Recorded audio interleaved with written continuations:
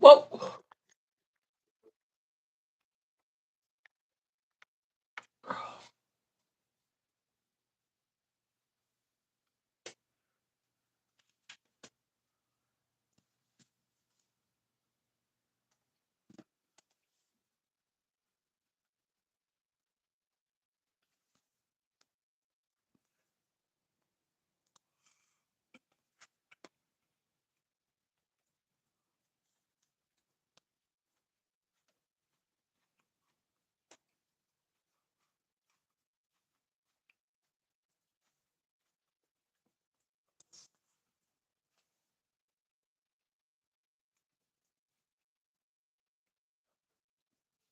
where the heck is my computer?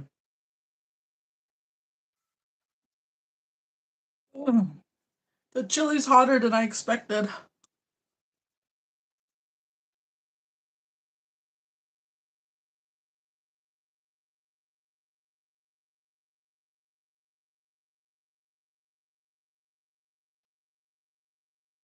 I just came from getting a soda.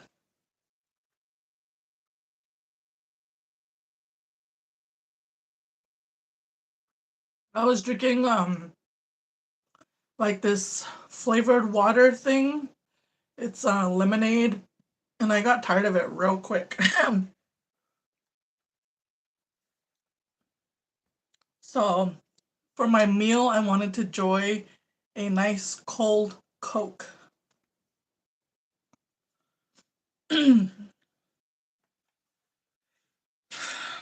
Eating these yellow hots, they remind me of my grandma or my grandpa's or my mom.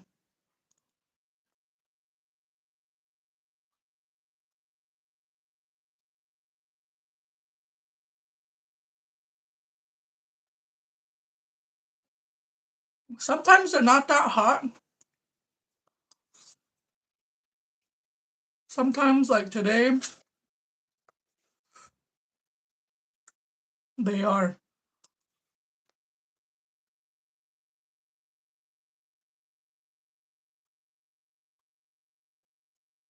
I take out the seeds. I can't eat the seeds.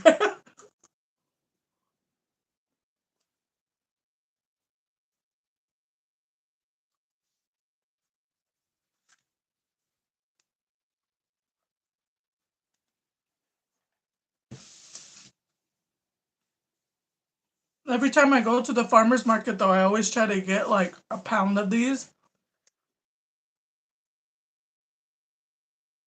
Sometimes I can finish it. Sometimes like one or two go bad. So Coke sounds good. I know I was gonna go to McDonald's, but my dad drinks Pepsi, so I just went to Circle K and got him a Pepsi. It's actually cheaper to go to Circle K than to go to McDonald's, but the Coke at McDonald's, for whatever reason, is bussin'. But if I was to go to McDonald's, I'd probably get a tea. Is it Friday? Is it Friday?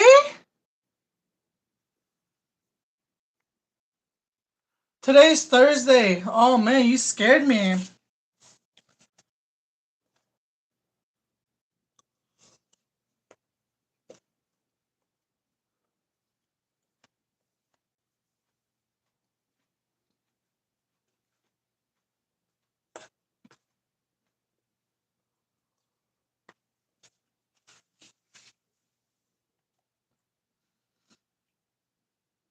We're supposed to be going to Cells this weekend, and I'm trying to plan accordingly.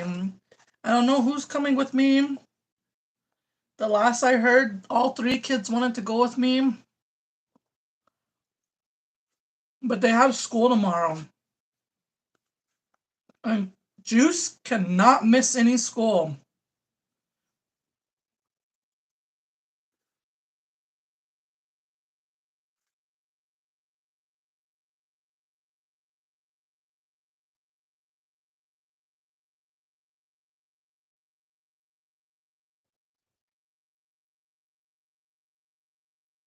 I didn't know that when your child is tardy, they add up. And Juice has been tardy a lot, but he goes to school. Sometimes I call or I respond if they send me a voicemail or a text or email, and I say, "Hey, I dropped my son off at school," and they're like, "Oh, okay, we'll mark it, as present or whatever." Sometimes I don't. And I didn't know you're supposed to tell them every single time, otherwise they're gonna count it as absent. So we got a letter, and the principal said Juice can't miss no more school.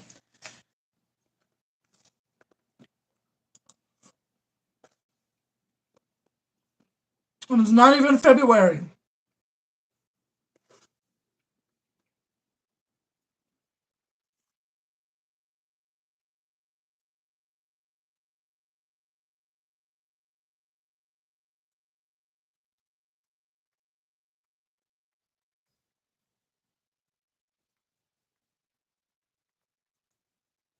I thought it was Friday. Oh, you scared me. The drive. Hold on. Let me find my laptop. Ugh. Ugh.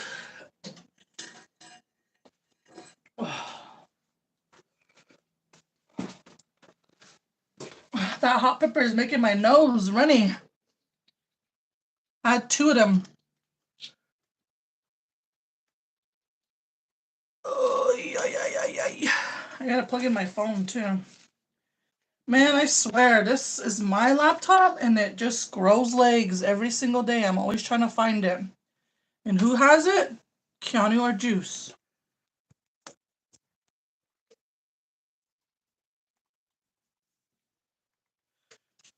Shorty! Where you at? How long is it from here to Cells? 4 hours. Yeah, 4 hours? About 2 to Teesside and about 2 from there, hour and a half. How about from Casa Grande? Isn't there like a back road from Casa Grande? Or some. Yeah, that's a state south from Casa Grande. I don't know, 4 hours. 4 hours sounds like an exaggeration to me. That's to pair it up. Let me Google this. You are dismissed. I don't know, I'm gonna look right now. Wait a minute. Google Maps.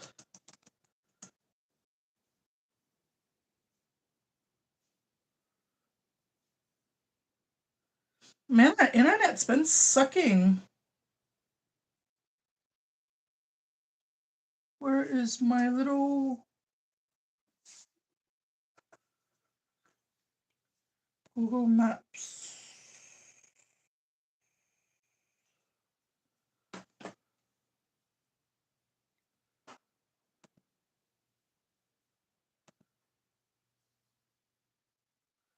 Didn't even know it. Why don't you say so?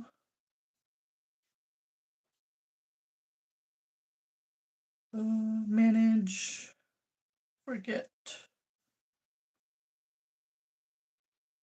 Wi-Fi.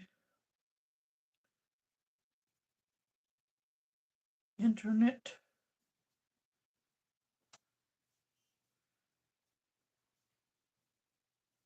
Wi-Fi. Look what I saw today. That little guy. What is it? My pants. Oh, they look all short. I was like, no, that's yours. Why is it taking forever to connect?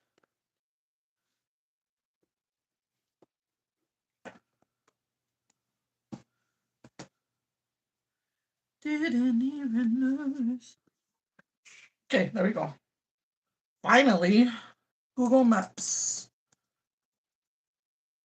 I went there one time, and that was because I had to go pick up my dad. My dad was down there running around, spreading his seed.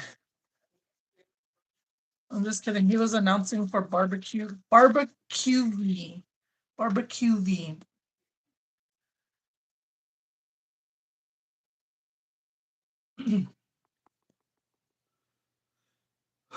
You blow my nose. What the hell is wrong with all the internets? That one's not working. I don't know. I remember going down there, and I remember going through Casa Grande, and I know it was like, wow. I remember dropping off my dad one time, and then coming from there, and then going through some small little highway to Casa Grande, and it didn't seem that far. But we were coming from San Carlos. It's 2 hours through Casa Grande. Okay. So about 2.5 to 3, I would say. But we're going to Tucson. We're going to try to go to Tucson. Ay, ay, ay.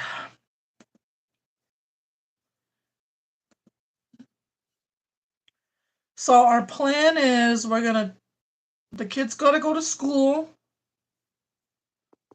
And then they pack tonight. All of us pack tonight. We load up the vehicle. Kids go to school. And we're going to try to go as soon as they come back. Or I might even check them out early if I have to.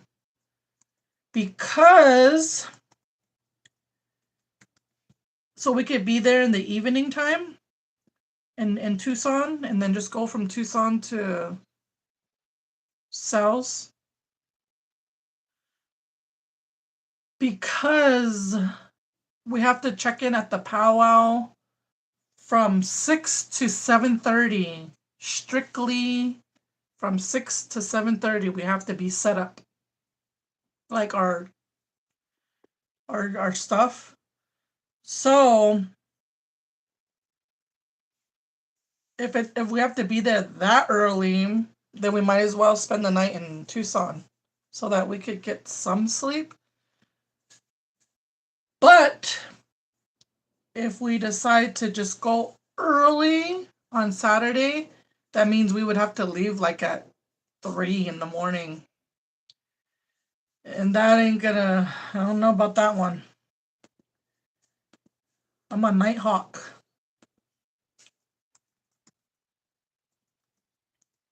So I think it's best for all of us and safer that we go tomorrow. Spend the night, Friday night and Saturday night, come back Sunday. Can you let them know that all the times he has been tardy, you know about them? I don't know. I didn't even bother asking, honestly. I just got scared. I got threatened.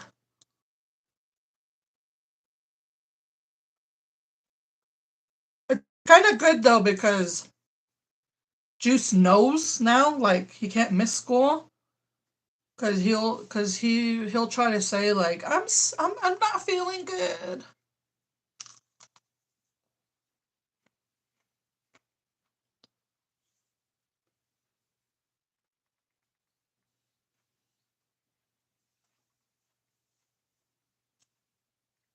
We had some hamburger and potatoes, some corn, hamburger potatoes, peas, and carrots. Like Jenny and Forrest.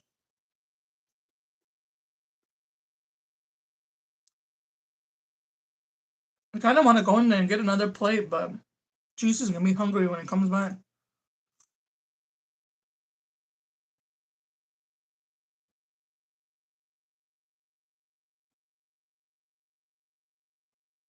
Silas, are you from there? Will you be attending? Who will be attending?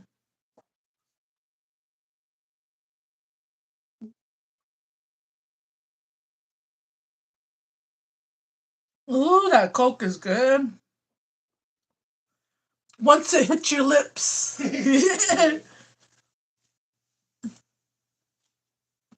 Oh. Remember, Will Ferrell says that on Old School, because he's all sober, being all good. Then he goes to that party and starts slamming all that booze from the, what is that called? The beer pong or beer bong? Cake. He's like, once it hit your lips. Yeah, that's one thing I never tried. I never did a beer pong, a beer bong. Is that what they're called? But my twin has. Fuck, she was all crazy. Her, she was all innocent too. She was a daredevil. It's those quiet ones, I tell you. Yep.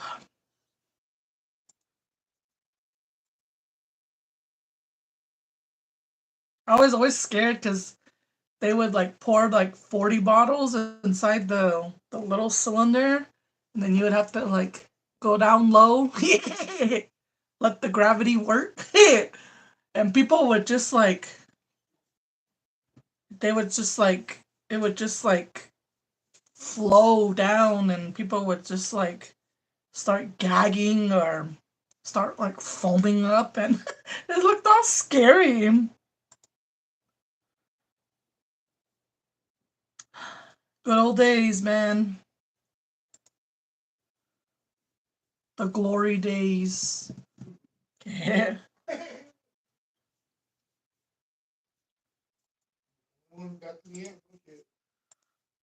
My dad already knows. I don't have to hide nothing. I was announcing in Eastern Arizona, and one night I stopped at a roadside bar out of nowhere, and Kitty Cat was there with 3 of her friends, acting like sissy. Dang, I walked right up on you guys. My dad acts like I was all scared. I wasn't even scared. I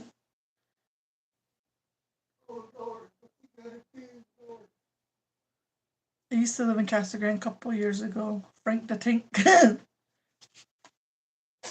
Yeah, that is true though. I don't know what the hell we were doing up that way. I think one of the homies passed away. He was from Bailes. He was actually my cousin. He passed away, and a few of us classmates, we went out to the funeral to pay our respects. And the way we do our funerals is we do like most of the time we do like overnight. We bring our loved one home to spend the night one more night. And usually that's when like the viewing takes place. And we just eat. But I remember that night we went out there. We went out there for the funeral. We're all doing what res kids do, partying, talking about the good old days, reminiscing. And one of my other homies, I grew up with guys, tomboy. He was at EAC partying with some Apaches that were going to school over there. And I guess he wanted to leave. So he was like, are you in Bailes? I said, yeah. Like, can you come get me? I said, okay. So we piled up in my little car, went to EAC. Oh no, that was a different time when I ran into my dad. No, that was at the same time. We piled up in my car. We're going toward Safford or Thatcher. And we saw this bar. And I know a lot of people from Bylis go to that bar. I don't know what it's called. It's on the side of the road in the middle of nowhere. And we stopped there and we ran out of booze, so we stopped there and we started boozing it. They didn't even card us. They didn't even card us. And we're in there chilling away with a bunch of throwback people, bunch of older people. And then out of nowhere, my friends are, because all my friends are all scared of my dad. They're all, Kitty, your dad's here. I was like, why? They're your dad's behind you. I was all bullshit. Thought they were just trying to scare me. Sure enough, my dad comes up. And I was like, he was like, what are you guys doing? And we said, oh, we just came from the funeral. We're gonna go pick up our friend at EAC and I guess he was picking up a little something, and so he didn't say nothing. And everybody was all like, ooh. So right after that, we just left and we went to EAC, and then we ended up staying there overnight. We ended up partying away over there. And then that next morning, or I think like around 6, we started heading back to San Carlos. Crazy times, I tell you. Man, R.I.P. to Zoe. R.I.P. to Trey. I don't know how many friends I lost along the way.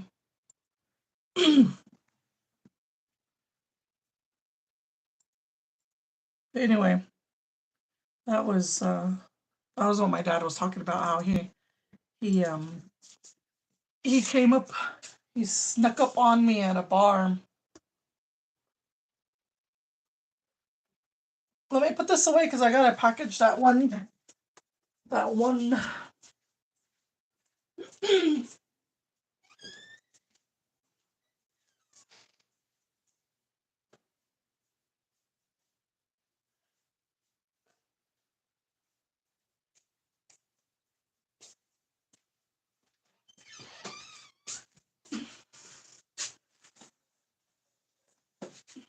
Ooh, you know what? Oh.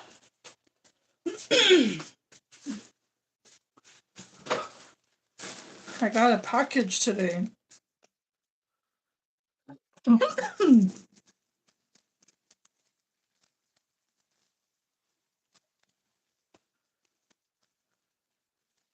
me see what I'm supposed to do. It's a collaboration. Hold on. Let me see what the rules were. I think I forgot which one I chose. There was like a few options. I haven't taken a collaboration in a while, but this one I wanted to do.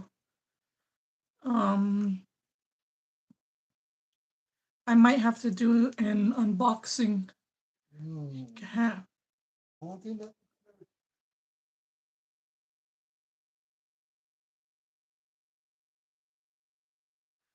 Man, our internet is slow. What's going on? Can you guys hear me?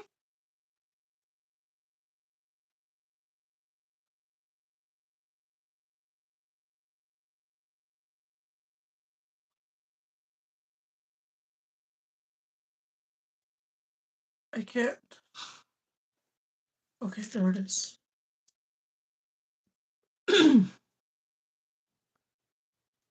Did I pay for it? Sometimes I'm bad about paying for it.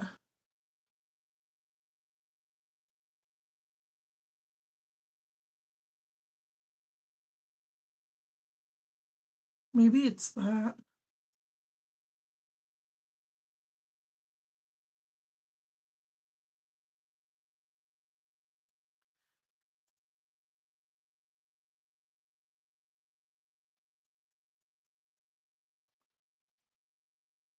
Jeez.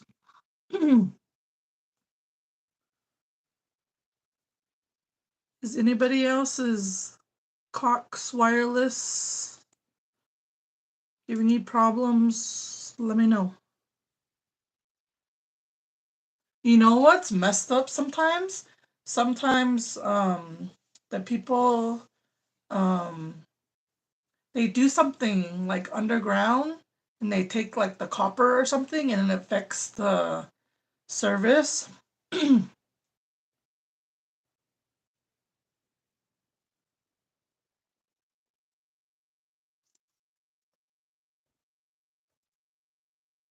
So the one I chose, oh shoot, I better get on this.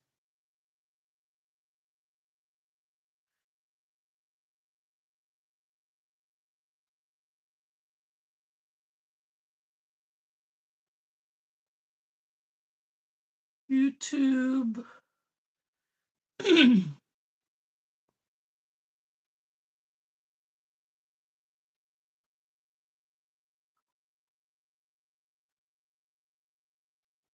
I might do a try on.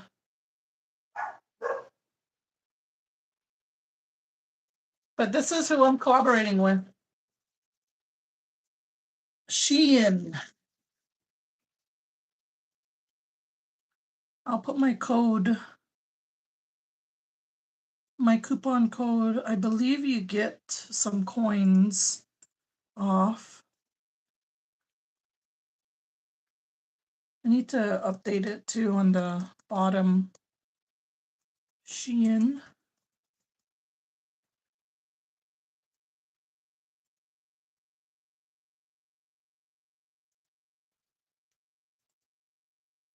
Actually, let me move that.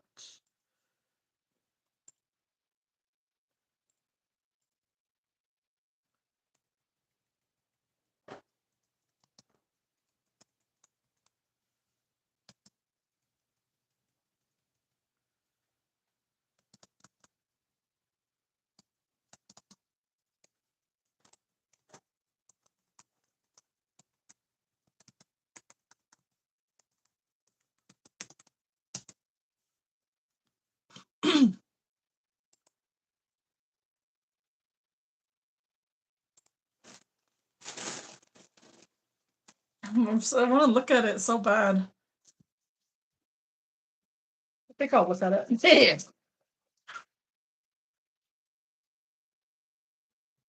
Because I could do a try on.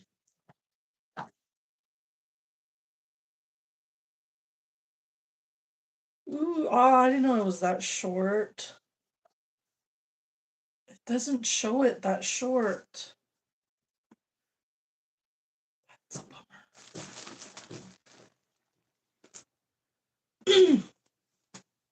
But here's a top that I got right here.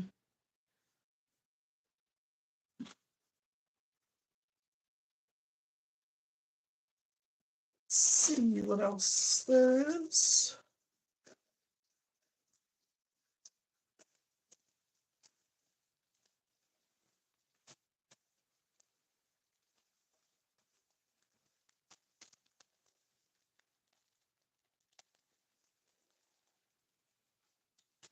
Ooh, this is a pretty red color. See, this one is longer than that one. Oh no, that one's a different material. Just in time for Valentine's Day. I like the color of this, so we'll have to see. We'll make it work. We'll make it work. Here's a bright pink one. This one is just a nice Valentine's Day color. I got a blue one right here.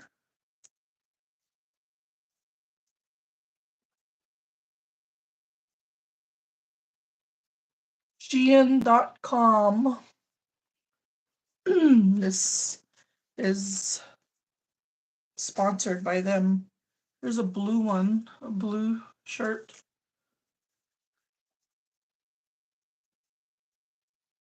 And then the rest you will have to see when I do a try-on video. Shout out to Shein, man. I've been they've been reaching out for about a year now, and I just keep forgetting. Like I keep wanting to work with them, but I keep putting it behind. So I'm excited to do that. You guys should look out for a video probably tomorrow, because I'm supposed to put it out within a few, like the certain amount of days. So definitely go use my code if you guys like something you see. And when I do the official video, you guys can, I'll put all the information down as well. You guys will save money with that code though. Okay, I gotta package that one order.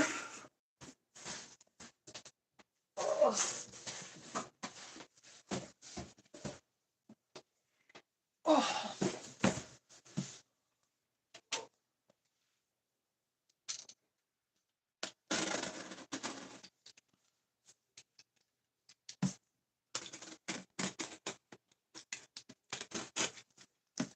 Hi, Betty. We are gonna package an order and probably get ready to film a video. Oh, hell yeah. Look, they have some little stickers. I could always use some of those stickers.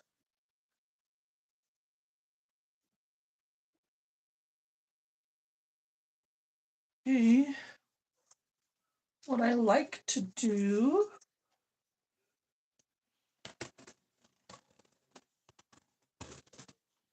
is cut that off.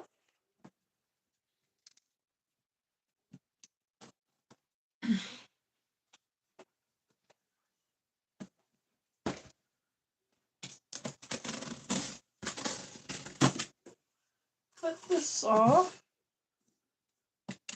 And that. And take my address thingy off.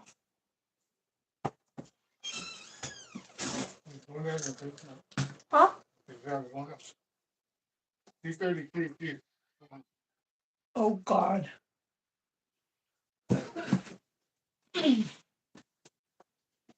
Did not know. Why don't you say so? Oh.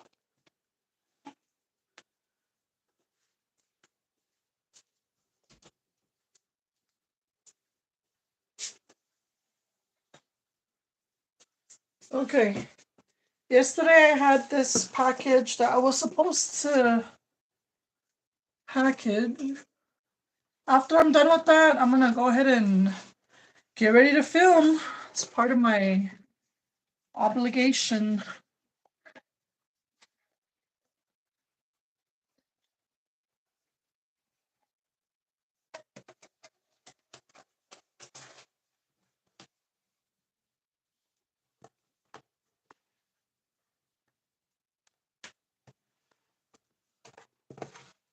Okay. So this one was going to New York. I've never been to New York. But I love New York, as in Tiffany Pollard. Who used to watch that? Man, that was when TV reality was just good. That's when it was really good. She's funny. I've always liked her. She's funny. She used to crack me up.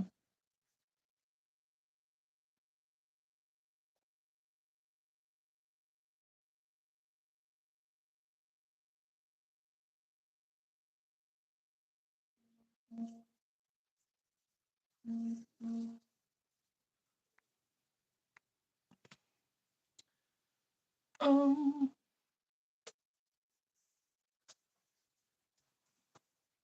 I gotta save this box.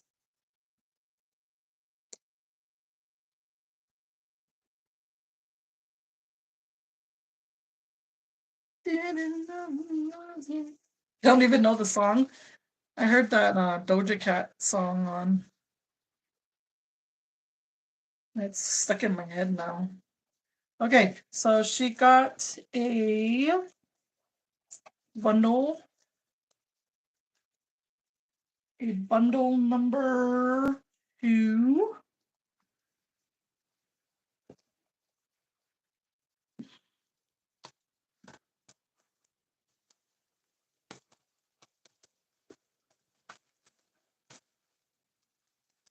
One, two, three, 4, 5.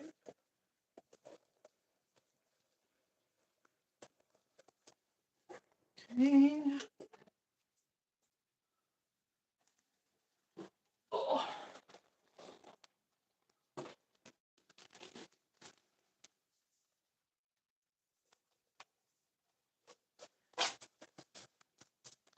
And our sale is still going on right now. It's only strictly for my YouTube people who watch my channel. We're having a 20% off sale right now on the website off of everything except for the scrunchies.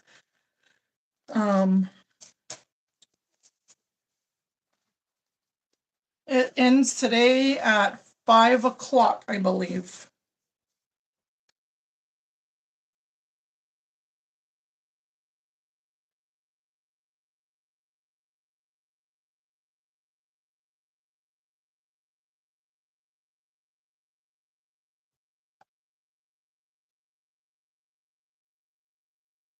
Seen you were at a game. Do your sons play any sports? Not at the moment, no. We were there to support my kid's cousin.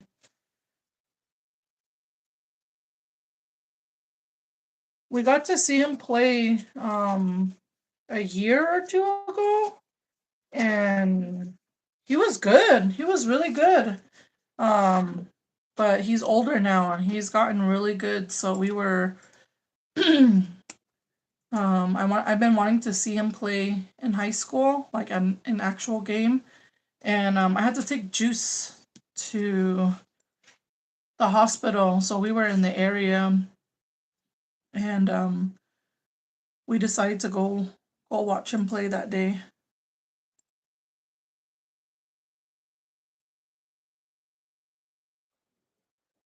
Okay. Candies.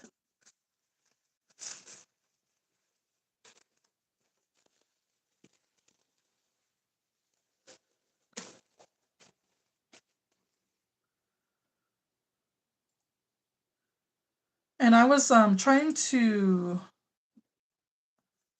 go live, but that day he didn't get enough time play, so we just went ahead and left it.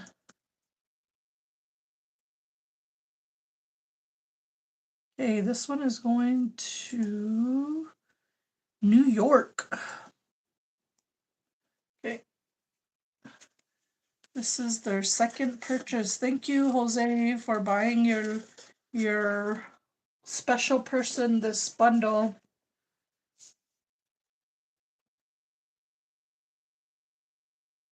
They are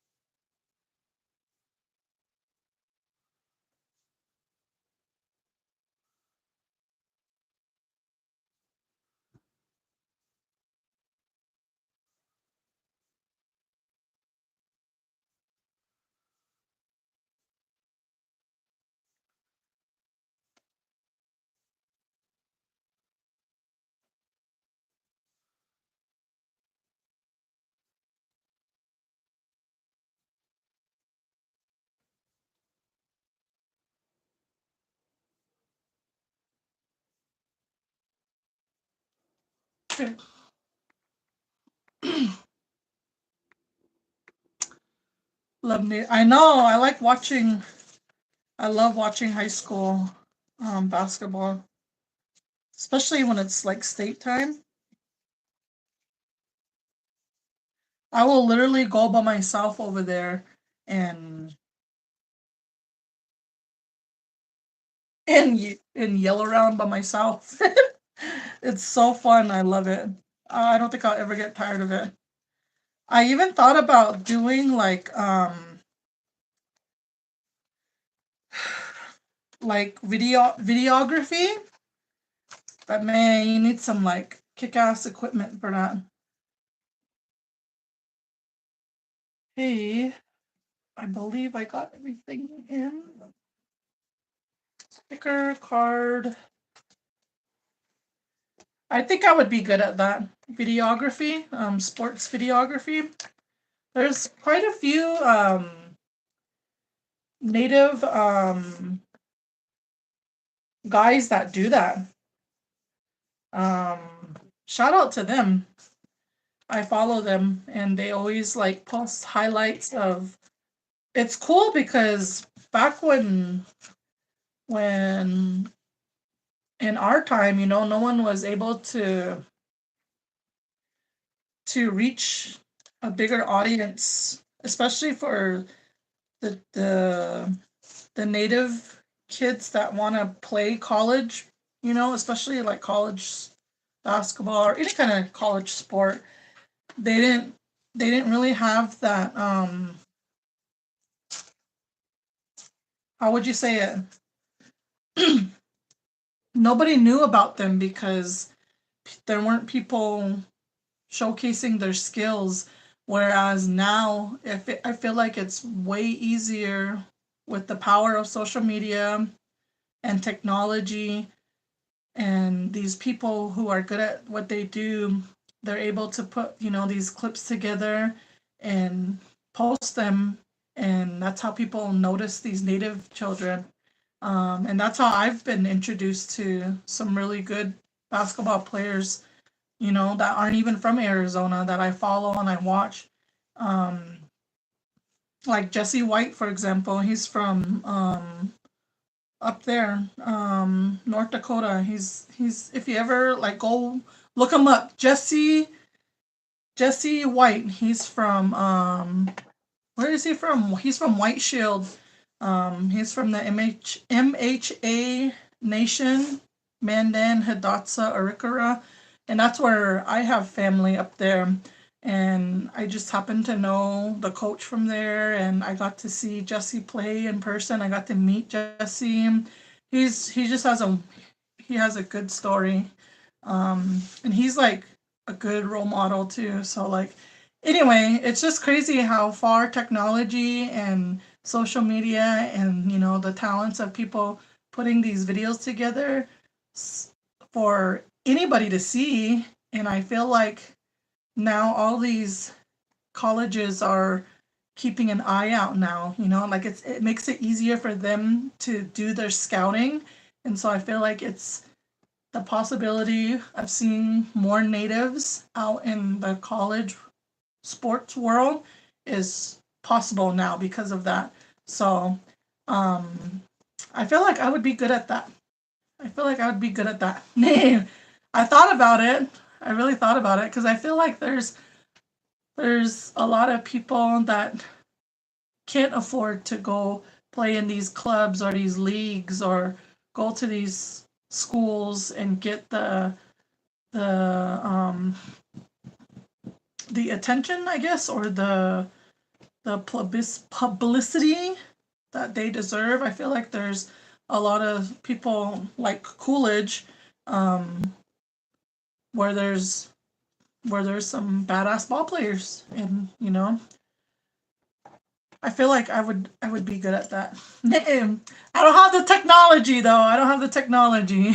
I feel like me and my dad would. I feel like me and my dad would make a kick-ass team, and I could see me and my dad and my kid traveling to all these games while I video and my dad does the voiceovers. I can see it. We just don't have the equipment. We just don't have the equipment. If you ever heard my dad speak and use his announcer voice, you will know.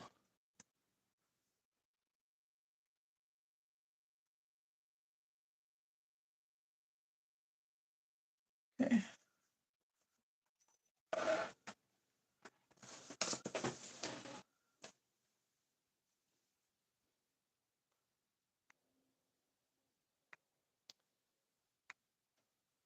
Was your boy's cousin with the curly hair? Um, you're probably talking about Stefan. Yeah, that's one of their cousins from their dad's side, yeah.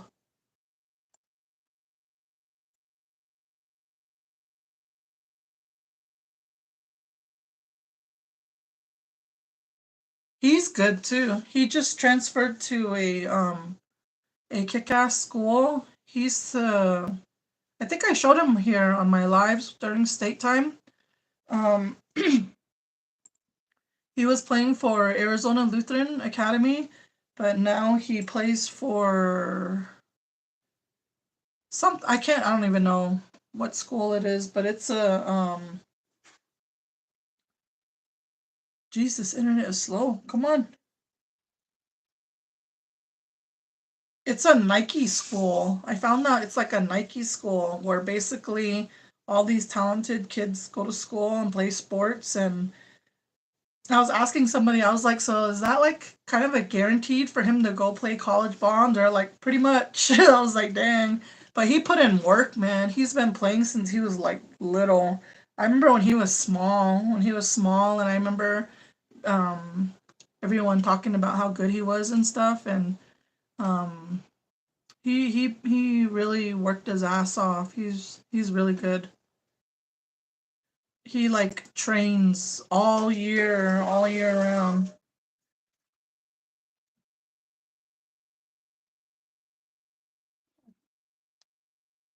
Probably every day.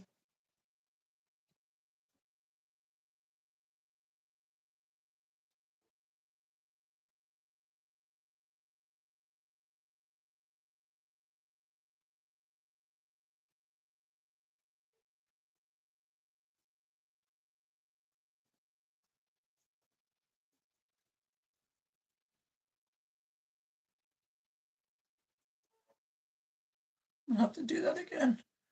That one printed kind of funny.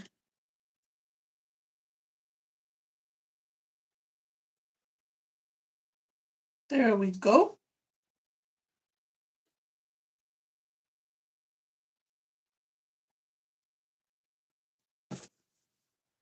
Okay.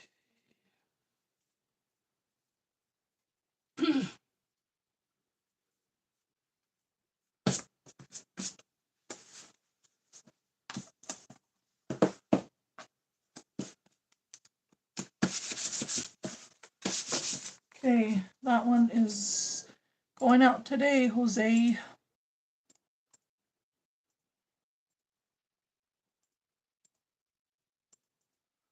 I need to get ready now.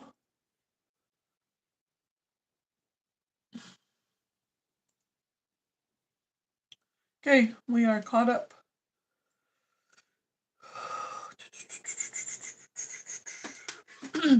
Yep.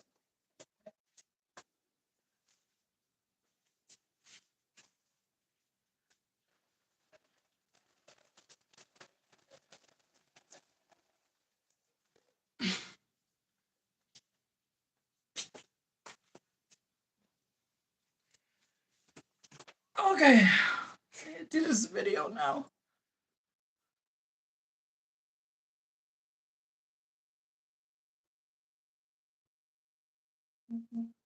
Yeah, my kids, they come from basketball families. I don't know how else to explain it. So my family in San Carlos is both of my families are known. My mom's side of the family is definitely well known in San Carlos for basketball.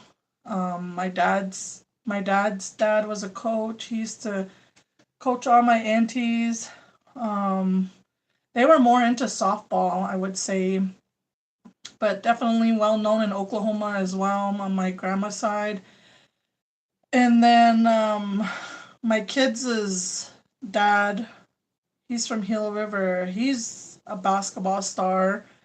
Um, and all his kids played ball. All their grandkids now are tearing it up. And then my kid's grandma, she's from San Carlos. She's a star for high school too as well. She was supposed to go play. Supposed to go play college ball. I want to say she was. I know she was supposed to go play college ball somewhere big, but she chose to be a mom.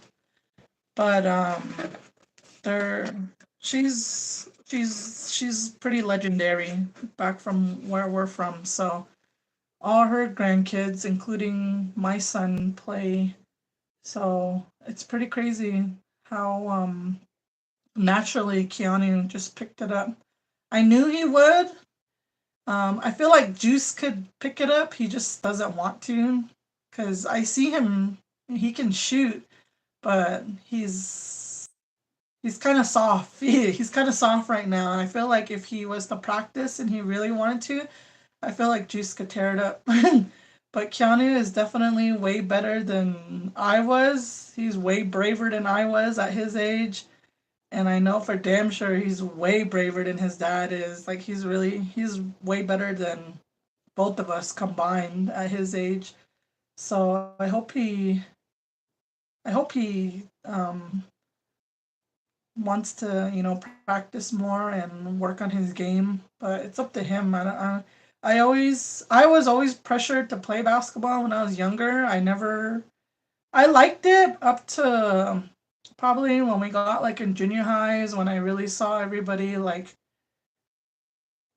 just that's just like the main thing back home is basketball. And I got introduced to running. I got introduced to long distance running, and I fell in love with it, and it really didn't matter about basketball. I played, but I didn't play the way I could have played. I feel like a lot of people didn't know that I could play. I basically was always on the bench, which I didn't care. I really didn't care. But when I was with my friends who were the starters, we would play, and we would play, and um, we would go at it hard and stuff. But I just, I can honestly say I was scared. I was scared, and there was just too much pressure, I think, to mess up from everyone around me to where I didn't even want to play. And so I always I saw that growing up, especially coming from the families that I come from, basketball, and how everybody was, pretty much it's like a rite of passage. Everybody has to play, and I did just to make my family happy. I made the team, but I didn't I really didn't care for it that way. Um, and I never wanted to push that on my kids because I see everybody around me still to this day pushing it onto their kids. And so me and my ex would fight about that because he was always playing. He's really good. I ain't even gonna lie. He's really good. And he I feel like he got way better after high school, but that's another story. Um, he would be playing in tournaments and stuff, and at the time I thought we would fight about that. I would be like, "You're a family man. You need to be a family man. Why are you still trying to play basketball?" Like we would argue about basketball and stuff. Now it's stupid. Um, I think a lot of it was me being controlling too. Like, you know, I just wanted him all to myself. Yeah. To myself and my kids. Yeah. And now it's, I don't know, it's just stupid when I look back at it. But anyway,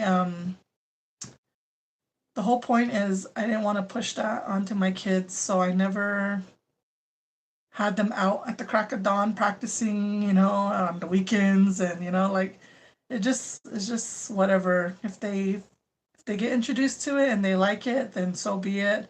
Keanu just happened to be around his cousins a lot and picked up on it, and so he really likes it though. He really likes it. So I try to take him to like games and stuff and watch sport, like mainly basketball. So does Bella play? No. No, she doesn't. I tried to tell her like, "Damn, Bella, you could really like play if you really wanted to." She tried to dabble into volleyball, but she's really shy. She's really shy. She's really she's tiny too.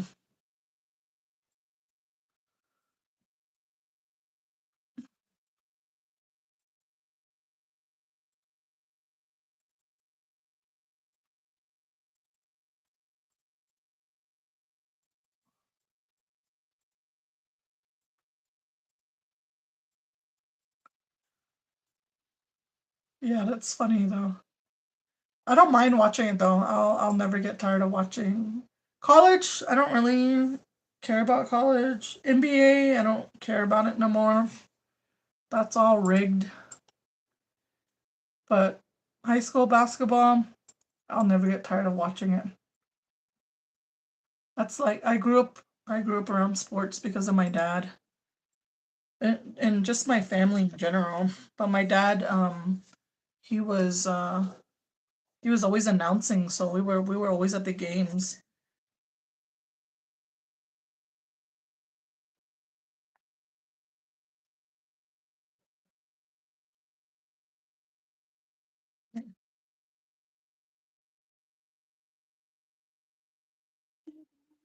Oh,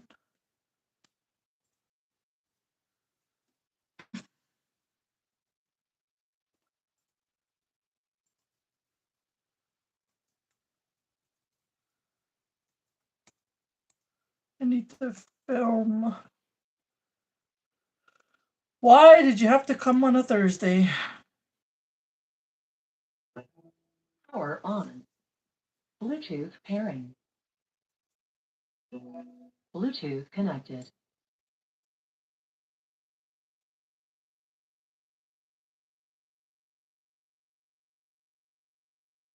What's that guy's name? Todd.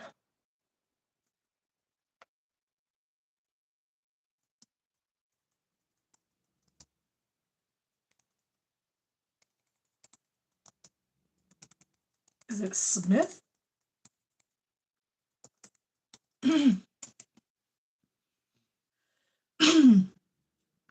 What is his name? John Todd. You guys want to hear some crazy stuff?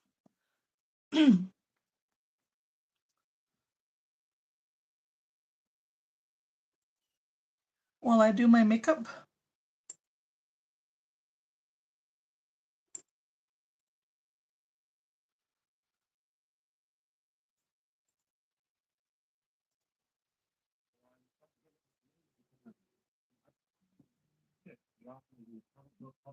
Like Broken Cross, the children's series, and some of the little pamphlets like Big Daddy and G.I. Joe and This Was Your Life and The Thing, a number of very effective comic book type gospel tracts, which have reached a circulation, I believe, of more than 3 million copies. And God has wonderfully blessed Jack Tick's ministry. Jack Tick called me in March of 1974 about a certain subject and mentioned the fact that he just met a converted Druid priest who was saved out of This Druidism. guy was born into the satanic church, and exposes the stuff that they do and who it is, and it's crazy. I listened to this long time ago, probably like 15 years ago, but it's the first time I'm hearing it again. But he mysteriously passed away after these were leaked, but he was trying to expose, he was a whistleblower. Which is a very high level of witchcraft. And he told me that this particular converted priest knew personally of more than 50 to 60 cases of human sacrifice perpetrated in this country. Now, at that time, Johnny Todd's name was not given to me. Then about the last of May or 1st of June of this year, just about 5 or 6 months ago, about 5 months ago, Jack Chick called me again, not remembering who I was because we had not met personally, and began to tell me about this man named Johnny Todd who was converted out of witchcraft. And then I reminded him of the conversation we had about 3.5 years before in March of 1974, and I asked if Johnny Todd were the same man he referred to as a converted druid priest in 1974. He said, yes, Johnny Todd is the man. Well, I've had several occasions to talk with Johnny Todd, and I know that Johnny Todd knows what he's talking about when he talks about witchcraft and other occult organizations. The Lord Jesus Christ saved Johnny Todd out of witchcraft 5 years ago, and I have personally talked with Johnny Todd on the basis of Jack Chick's recommendations. Having known Johnny Todd now for more than 4 years, and my having known him for some 6 months, I believe that Johnny Todd is a genuinely converted man, saved by the grace of God out of the depths of Satanism. And without taking any more of his time, Johnny, you have until 5 minutes to 10. And is your wife a little giddy?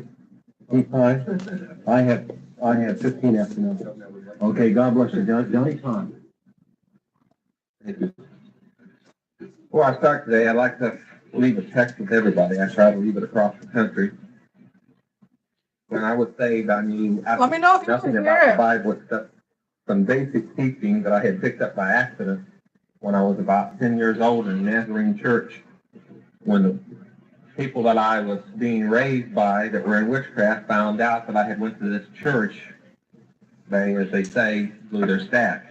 And that was that for going and hearing anything about the Word of God. So everything I know about the Bible, I've learned in the last 5 years. I had some very, very good teachers in San Antonio, a man named Jack Taylor, a Southern Baptist pastor.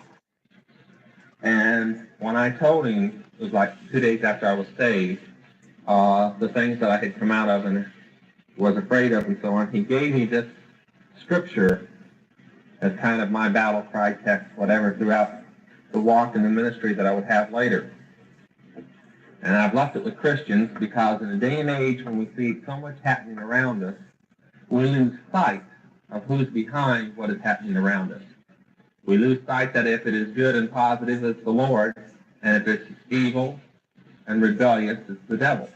A lot of times we look at our teenage children and we think that they're the devil, and the teenage children look at the parents and think they're the devil. And we lose sight of really who our enemy is in this warfare that we're in. So I'd like to leave this with you. I'm sure many of you know it, and if you don't, I recommend that you mark it in your Bible and learn it by heart. Ephesians 6:12. For we wrestle not against flesh and blood, but against principalities, against powers, against rulers of darkness of this world, against spiritual wickedness in high places. I didn't bring my Amplified with me today. I was a little rushed as I was late. But the Amplified gives a much clearer description of it. So many times we see political corruption and things going on, and these are a few things that I'm going to discuss today. But we lose sight of who's behind that political corruption. We looked at Nixon's era, we look at some of the things that Jimmy Carter's doing today, and we know they're not Christian deeds. We know that they have nothing to do with the Lord, but we kind of scratch them off to the man. We should scratch them off to the enemy, and the man is not the enemy. I came out of a family that's I'm gonna go make you a plate of well, you know, many of you, how many of you were raised Baptist? We'll start that way. All your life, that's what you were raised from the time you were a little child. Baptist. How many of you were raised in Christian homes? You can take it to the store. Okay. Now, so in the Pentecostal churches, which I try to avoid as much as possible, they have a term called homegrown Pentecostal. I guess homegrown Baptist would be just as fashionable. Well, I was a homegrown witch. From the time that I was 5 years old, I knew nothing but witchcraft. I would have known it sooner, but they didn't discuss it with me. They take you very, very young. And even before they start talking about the so-called positive aspects of witchcraft, they talk about the negative aspects of Christianity. You guys wait, I have to give a spank.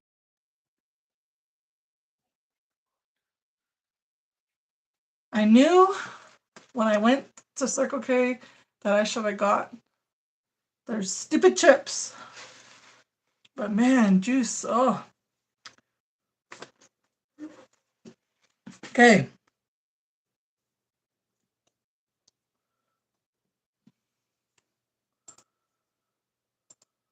So that being a Christian is a miracle, not because I want it out of witchcraft, but that I would consider Christianity the only way out. Because they brainwash you from very early childhood that the Christian is the most evil being or creature in the universe. That he wants nothing more than to take the everyday witch out and shoot them, burn them, hang them, whatever he can do, and that they are the most hateful beings that ever existed, on the same level as maybe Adolf Hitler. So this is what I was raised up to believe. And my last name is Todd, but that was just changed about 60 years ago. Until then, our name was Collins. And the Collins family, my direct tree, was responsible, according to witchcraft history and a few history books that I can find also, was bringing witchcraft to the United States. So when I was 14, and some of you might consider that a very early age, but it wasn't. It was kind of a late age for this. I was initiated into organized witchcraft. In other words, I was made what Brother Rasmussen is. I was made a pastor, a minister. I was ordained. In fact, a few years later, I went to enlist in the service. I didn't have to go because I was drafted exempt because I was the ordained minister of a legal recognized church. So 4D status for a few people who know what that is. I'm sure Brother Rasmussen does. Ordained ministers are exempt.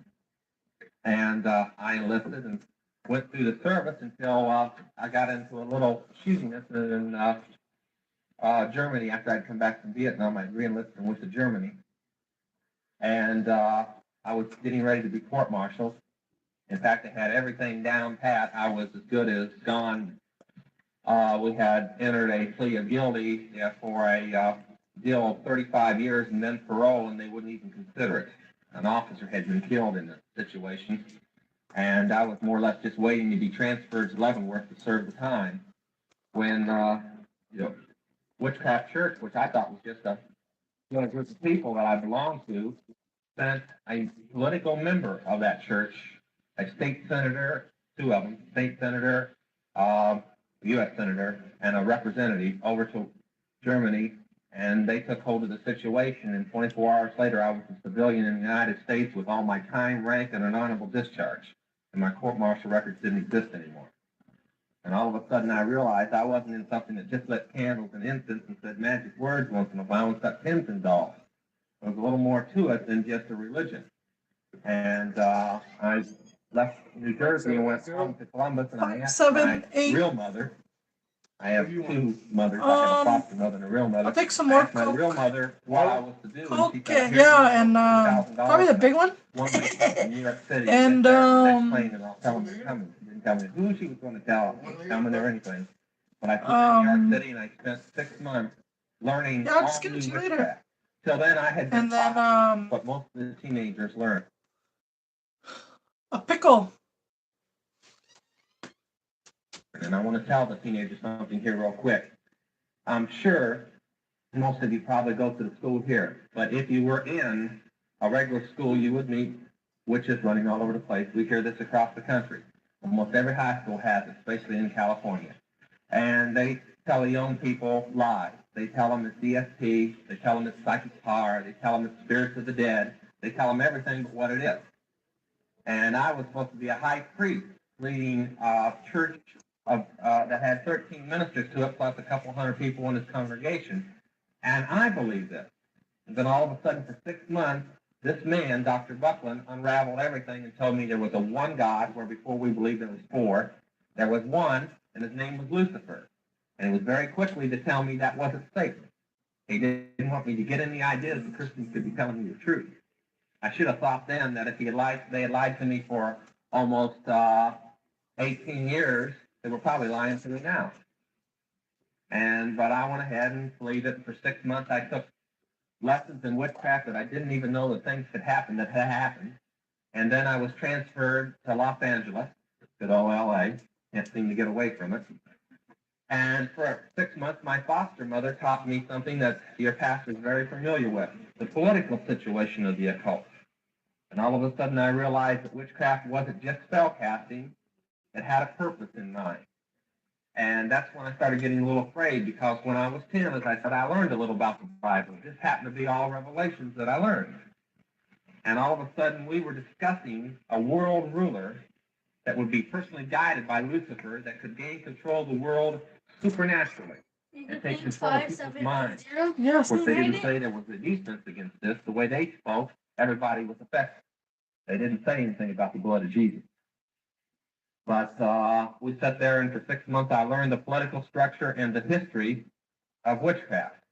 And then I was taken to Colorado, and I was placed through an initiation into the sixth realm. And this initiation consisted of a blood sacrifice. And from then on, I was given a territory of 13 states. This didn't happen to be one of them, which belonged to my foster mother.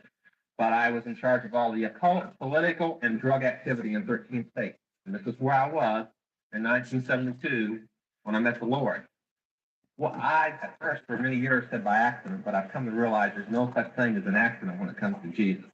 He had everything perfectly planned out. But it was a combination of a personal witness to a coffee house, a Jack Chick Publications tract, and the movie The Crossing the Switchblade. And a lot of things that, for instance, one Baptist church praying and fasting that I would get saved. They figured if I got saved, maybe the rest of the witches would follow in suit. It didn't exactly happen that way, but it did put a dent in the situation. So that's quickly, very quickly, my testimony. What I want to do today is, for the young people and the adults here, I'd like to throw this thing open to question and answer. Because some of you may have run across situations, some of you may have questions on how to deal with people that are in this. I want to leave one word with you. The only answer to witchcraft, the only way that anybody's ever succeeded in getting out has been through the blood of Christ. Everybody else who's ever tried to get out of witchcraft, and I want to leave this with you, witchcraft is real and supernatural. I remember the minister who witnessed to me said that until he found his daughter in it, he was always, and he's a Baptist pastor, was always ready to believe that witches were fables that flew around on broomsticks on Halloween night. And all of a sudden he woke up and found it was very real. And if you want to find out the power behind it and how it can be defeated, I suggest the 16th chapter of Acts. Paul handles it very nicely. And it's one thing that I can testify to all the teenagers considering the lie that you're born with witchcraft, which is the lie that they give. When I was saved, and the pastors there at the Baptist church called the demons that were inside me out, I lost all that power of witchcraft. I've never regretted it. If the power came from demons, I don't need the demons. So before you teenagers start fooling around with the astrology charts and the Ouija board, check out the 18th chapter of Deuteronomy and find out you'll pick up a demon from doing it. Yep. And you pick up one, you keep on going. My foster mother wrote a book, and she said, doing one spell or practicing one seance in witchcraft is like jumping off of a tall mountain or a skyscraper. There's no turning back. It is the strongest addiction that I know. Dave Wilkerson said that he had seen people go through withdrawal from drugs many times, but seeing one witch go through withdrawal from the occult shattered his mind. And I've helped thousands of people through withdrawal from witchcraft and withdrawal from drugs. And once you've seen the withdrawal that a person goes through from being in witchcraft, you'll think that drugs is something you practiced in kindergarten. That's violent and that's destructive without Christ, especially. And what I started to say was, nobody has ever succeeded in getting away because they simply will kill you with a spell. Now, Brother Rasmussen knows from testimony from other people who have been around, they haven't been able to do this to me or anybody else that has ever gotten out. A few people have been killed physically that have gotten out, that were Christians, that got out of witchcraft. And they've tried this with me and my wife and so on, but they've never succeeded, and we're still very, very much alive. But we have to depend wholly upon Jesus to stay in that situation. Now, before any of the young people decide that witchcraft's a groovy thing, they will tell you you can get out anytime you want. But once you're in, there's a bounty on your head should you ever leave. And I don't care if you're 13 or 14 years old, the bounty starts at $10,000 and they send a professional. They don't send an everyday person. If you're wondering why I'm still alive, it isn't easy. I've got the bullet holes in the buildings and the bombed out buildings and everything else. The record, and I'm saying that Jesus kept us alive in every situation. You don't walk into a building that blows up in your face and walk back out without a scratch on you unless the Lord is there to protect you. And Occult is very dangerous. Chip Publications did The Broken Cross, which will be on sale back here today. The only track that I know of that has saved people out of witchcraft. And they did this book, and because of it, they moved to another building with bulletproof glass and bomb-proof walls.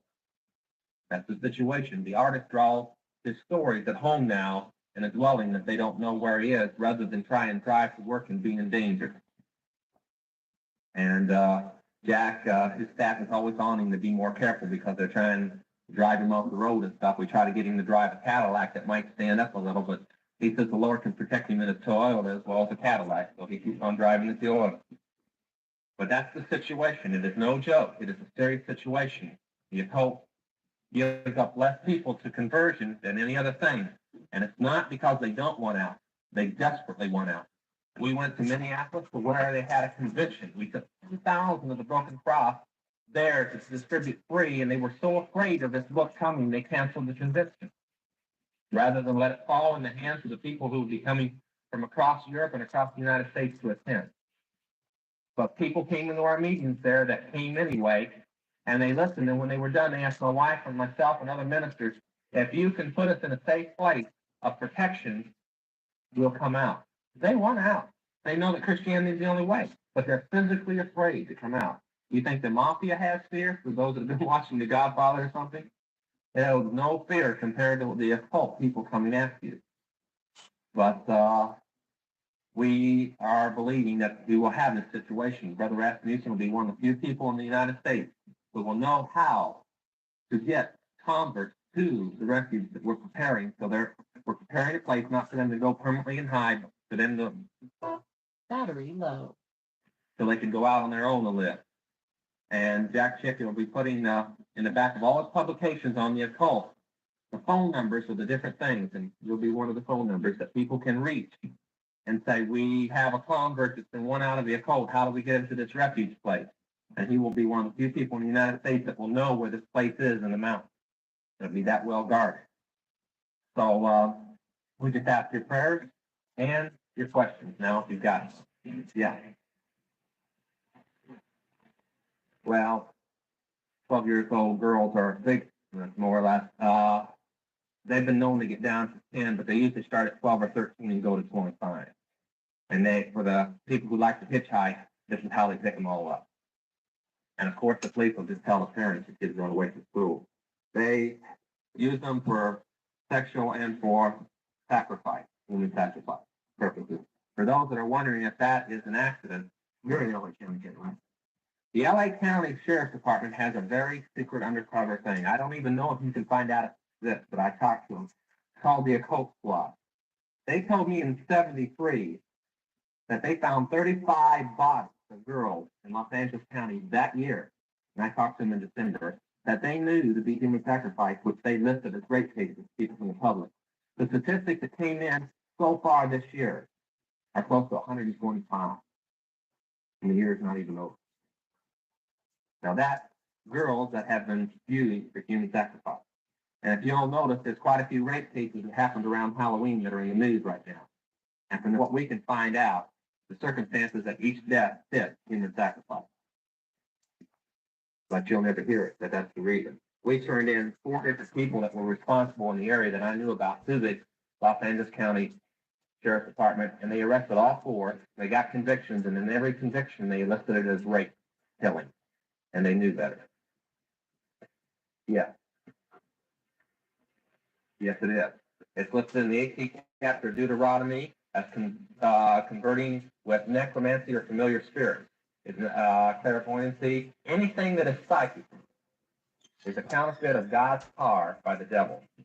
And it was, okay, the woman who was given fortunes in the 15th chapter of Acts, that was clairvoyancy. When Paul cast the demon out, she couldn't tell fortunes anymore. That settles it right there. Yeah. Superstition is a Christian form of witchcraft. Okay? Okay, she asked me if superstition was a form of witchcraft. It's a Christian form of witchcraft. One thing I want to throw at the young people real quick. In the occult stores, they don't sell Ouija boards, in most of them, in the serious ones. They call it a Christian instrument. They say Christians are the only ones stupid enough to use it. Witches know that the devil runs it. They know more than some of the Christians. Yeah. Okay.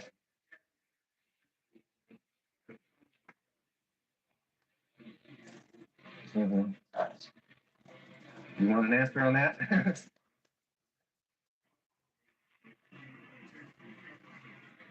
Oh, I'm glad you asked me about that. Yes, I did. Physical evidence. One, let's take the exorcism first. The rite that the Catholic Church uses for exorcism, they have changed a few words. Just, I think, about 6 words. Is the witchcraft rite of exorcism. It is 8,000 years old. The Catholic Church is not that old. Okay? Next, on the apparitions, it's the same thing as the Spiritual Church of America or any of the witchcraft organizations. It's called aura. And if you'll notice, none of them are pure white. Now, coming out of the occult, I know the system of colors. And the principality, there's 7 of them. And all the demons under them go by the collar of their leader, their general. And the occult demon, Regia, appears as a blue snake or a blue mist. I've heard thousands of reports, including Jean Dixon, that her guides, her spirit guides, familiar spirits, are blue in nature when they communicate with her. And of course, the red is lust and so on. It's a long list. But the saint or apparition, I want to get into this thing real quick. The Catholic Church's altar, except for the Atame or the knife, is the exact altar of witchcraft. And according to the reports I can get on the Nicene Council, most of the ministers at the Nicene Council that set that heresy up were from the Temple of Diana, which is witchcraft.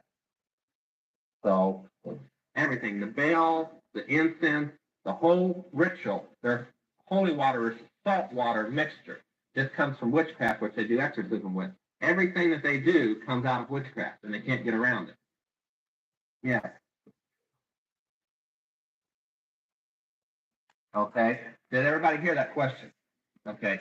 He wants me to explain the Council of 13. I'll explain what that is. You're probably wondering. And what their purpose or thrust is. Okay. All right. If you'll all, just give you a second, reach in your billfold. You can put in the option plate later. Reach in your billfold and take out a $1 bill real quick. We'll settle the whole thing. I'll let you ask your federal government later how this got on the $1 bill.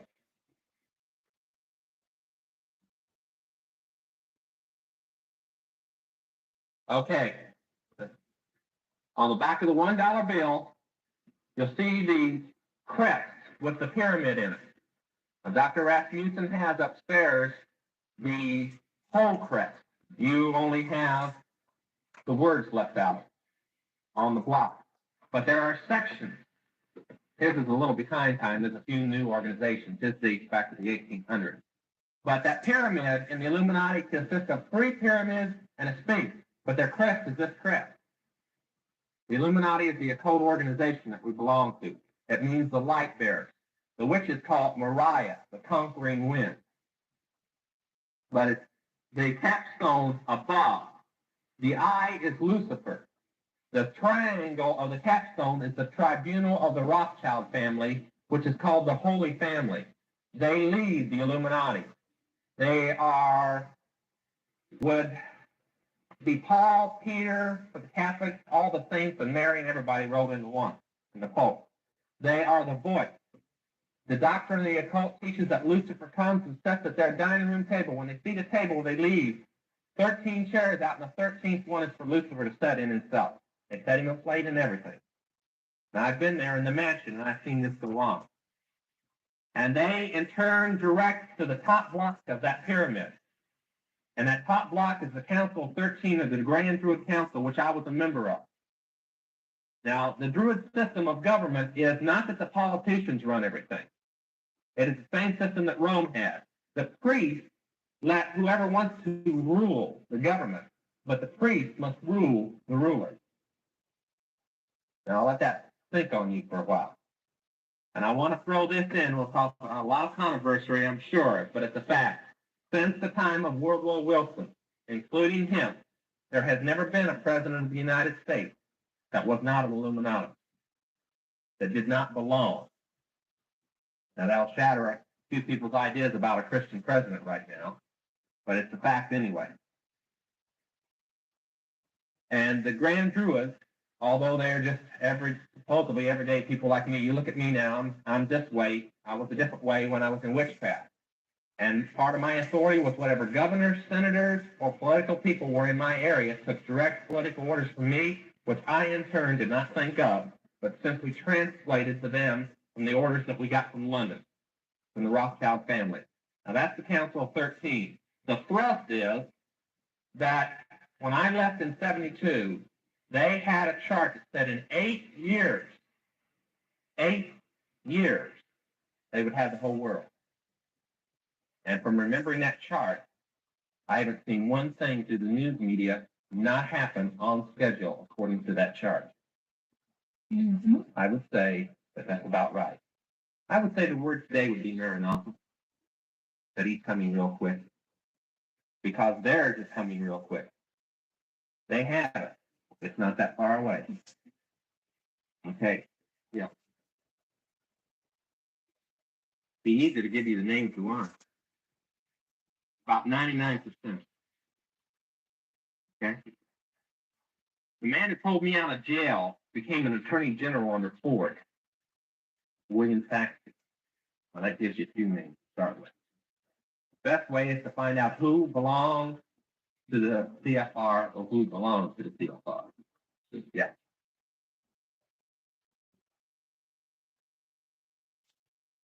Not the way it's been written. It's a little ridiculous. I know I'm going to step on a few people's toes who have read about the Illuminati, but he asked me what part Zionism played in the Illuminati. Rothschild and a few people in the Illuminati were born Jews, but they're not Jews. You can get in the Word of God and find it. I'll figure that a little bit. The system is this.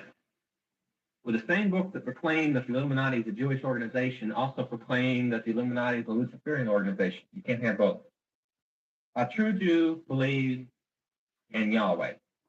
An Illuminati person, and I'm not a Jew, and I was a leader of the Illuminati, believes in Lucifer, the God of light, peace, love, blah, blah, blah, blah, and so on. It has nothing to do with the same, because they might be a few Jews born, and they might have some ties with Zionism, bloodline, but the organization itself has nothing to do with Judaism at all. It is totally 100% Druid occult. And that's its purpose. In fact, the reason that the Rothschilds even still reside in London is because England is considered to the witches the same as Palestine is considered to us. It is the Holy Land. You take pilgrimages there. You stop off and kiss the stones on the Rothschild mansion for luck and so on and so forth. If by some chance you happen to meet a Rothschild and he gives you a blessed sign or a blessed bee, then your whole life is set. It's that type of nature. But it has nothing to do. There is an interesting thing, though, I'd like to throw in. A lot of witches do wear the thing called the Star of David. David was long dead before that star was ever drawn. His son drew it. And it's called the hexagram, and the word to curse with the hex comes from the hexagram. And when witches practice magic, they draw a 5-pointed star to stand in, and they call demons up in the evil sign, what we call the Star of David. So before Christians start tying it around their neck, that's called the demon star or the death star. And that's why it was drawn. For a few people that might be confused about the Solomon aspect, when he backslid, he became the most holiest person in the occult. Everything that we practice are based upon books that he wrote and pictures that he drew when he backslid. Well, including that exorcism rite you asked about. He wrote it. Yeah.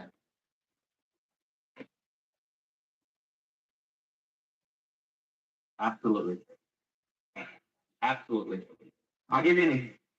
Okay, she'll ask if they're behind witchcraft programs that are coming on. I'm going to give you two quick examples. For one, I'm telling this across the country, the most disastrous film that has ever come out pro-witchcraft, thousands of people that are Christians are going to go watch and are watching. I was told by a bunch of Christian people across the United States and every city I went to, you got to go see this movie. There's no sex, there's no violence. There's, it's just an old kind of, how would you put it?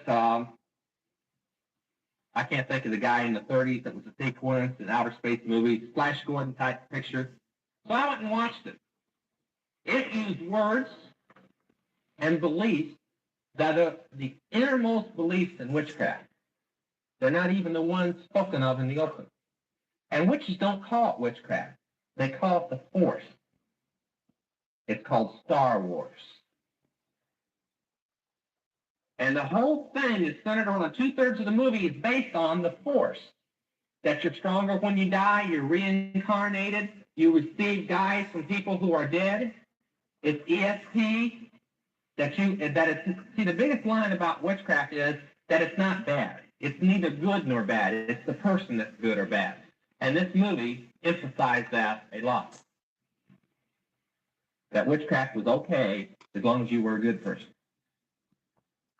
So, adults, before you let them go. And the other one I want to hit real quick is how many remember Bewitched? Probably one of the main reasons that witchcraft grew, it in Dark Shadows.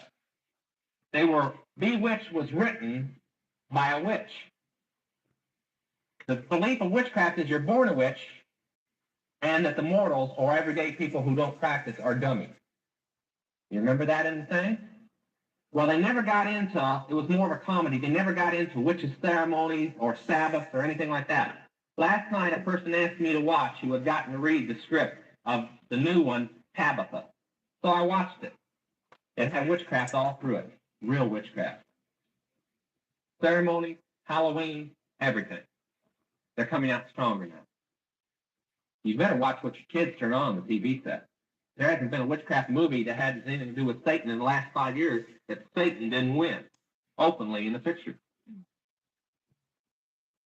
Tabitha, Bewitched. I know. Mm-hmm.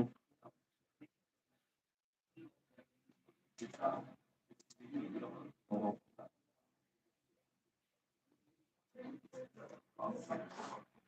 I know. I've got reports on it. I was in witchcraft back then. I know what was going on. Yeah. Wasn't there a woman had a lot to do with the show by the name of Louise Jr.? That's my foster mother. Yeah. What now? Usually through the Illuminati name's not used much anymore, except by everyday people who find out about it. Witches don't use it. The organization doesn't use it. And each country That was a liar. But Mariah is the occult part, and the political part has a name in each country. And the United States is called the Council of Foreign Relations. That's mainly how they got into it. There's nobody home right now. And my door just opened. All the windows are closed. Yep, I closed that window too.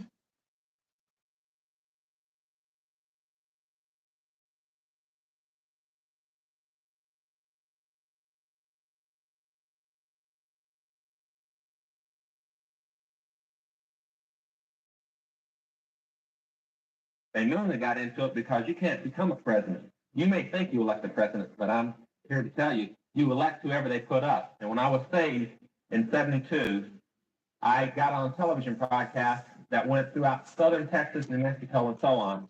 And they still got the tape down. It was on a talk show called the 7 Club in the morning. And I had a minister from the church there with me, Ed Human. And they asked me the political aspect that would be happening. Now, this was the election of Nixon and McGovern at the time.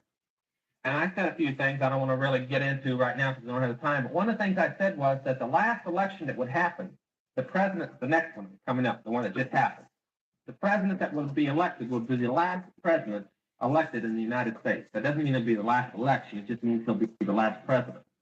And that when he was elected, he was so important to be elected that the person who would run against him would also be Illuminati, that they wouldn't allow anybody else to get the nomination from the other party, and that he would purposely do everything during his campaign, the other party, in this case Ford, to throw that election. And if you look back on it, I think you'll see things that he did that proved that lost many, many votes, and then he almost won anyway. I think it would have been disastrous if he had won to them, not to us. Yeah.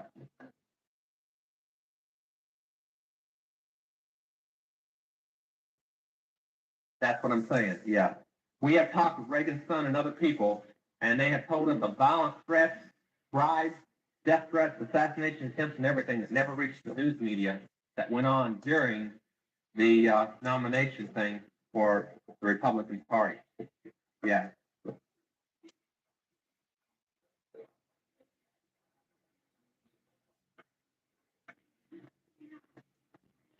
It ain't easy. I've got a first grader that went to school, and every day she came home, she said, "Daddy, here it is, throw it in the trash can during the Halloween season. The goblins, the ghosts, the witches, stuff they cut out." She understood. She says, "Oh, well, Thanksgiving and Christmas is coming up." She understood. Halloween had absolutely nothing to do with Christianity. Christians shouldn't even touch it with a 10-foot pole. It comes from the word shaman, which means the day the dead come back and talk. It was invented by witches, capitalized on by the Catholics, but nothing in it has to do with Christians. Nothing. Who wants to celebrate a day that witches sacrificed thousands of people throughout the world on? Yeah. White magic and black magic is a Catholic term. When they were burning people at the stake for being witches, they wanted to protect themselves that practiced it. So they invented the term white witchcraft or white magic and black magic. Witches, in their books, will tell you that it doesn't exist, as it was mentioned in Star Wars. And yet, when they're trying to convert a Christian, they will say they're white witch and not a black witch. And yet they'll tell you in their books it doesn't exist, which means they'll say anything to convert you. But there is no such thing. The devil is evil, and you can't whitewash him or anything he does. You can call it ESP, but it's still witchcraft. Yeah. Hypnosis is of the devil. Plain and simple. Yeah. You went with Papa, huh? Mm-hmm.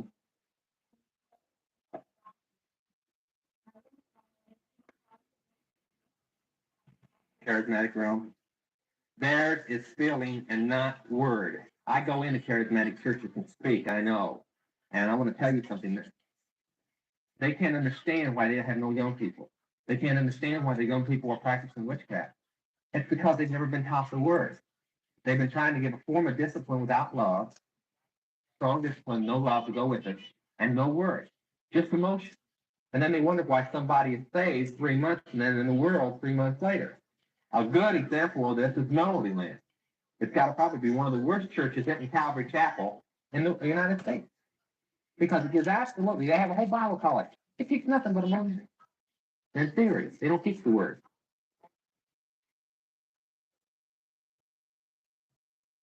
Well, as long as you, one thing real quick here. Satanists believe in Satan.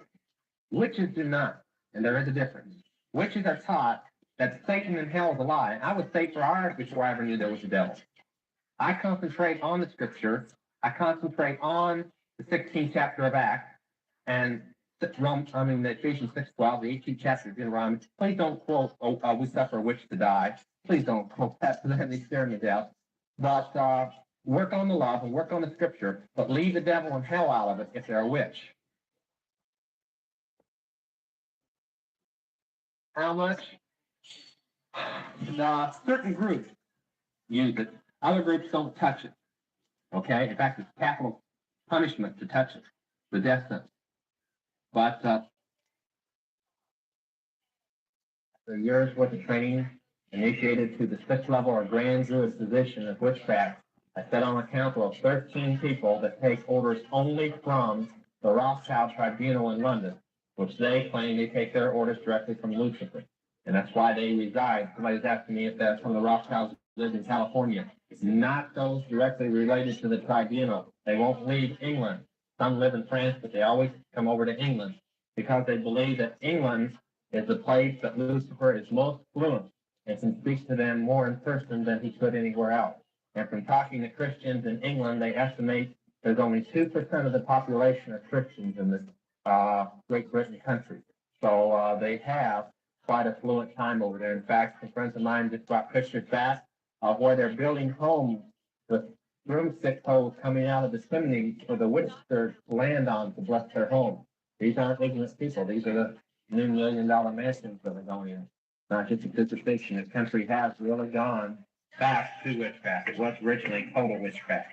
So this is the atmosphere I came out of. I was saved in Labor Day of '72 in San Antonio through a movie, The Southern Six Days, a coffee house ministry that belongs to a Baptist church there, and then later delivered to that Baptist church. I've been ministering with people in the occult, and in the last year, my main ministry has been to Christians playing with the occult, and we're going to demonstrate that in a minute here.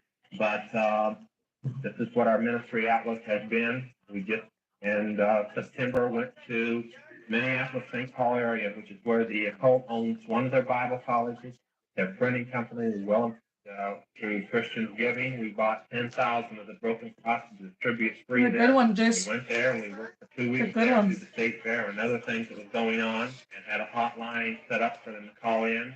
And they knew we were coming, and they canceled their convention. And it was booked close to 500,000 people scheduled to appear at their convention, and they cost them thousands and thousands of dollars.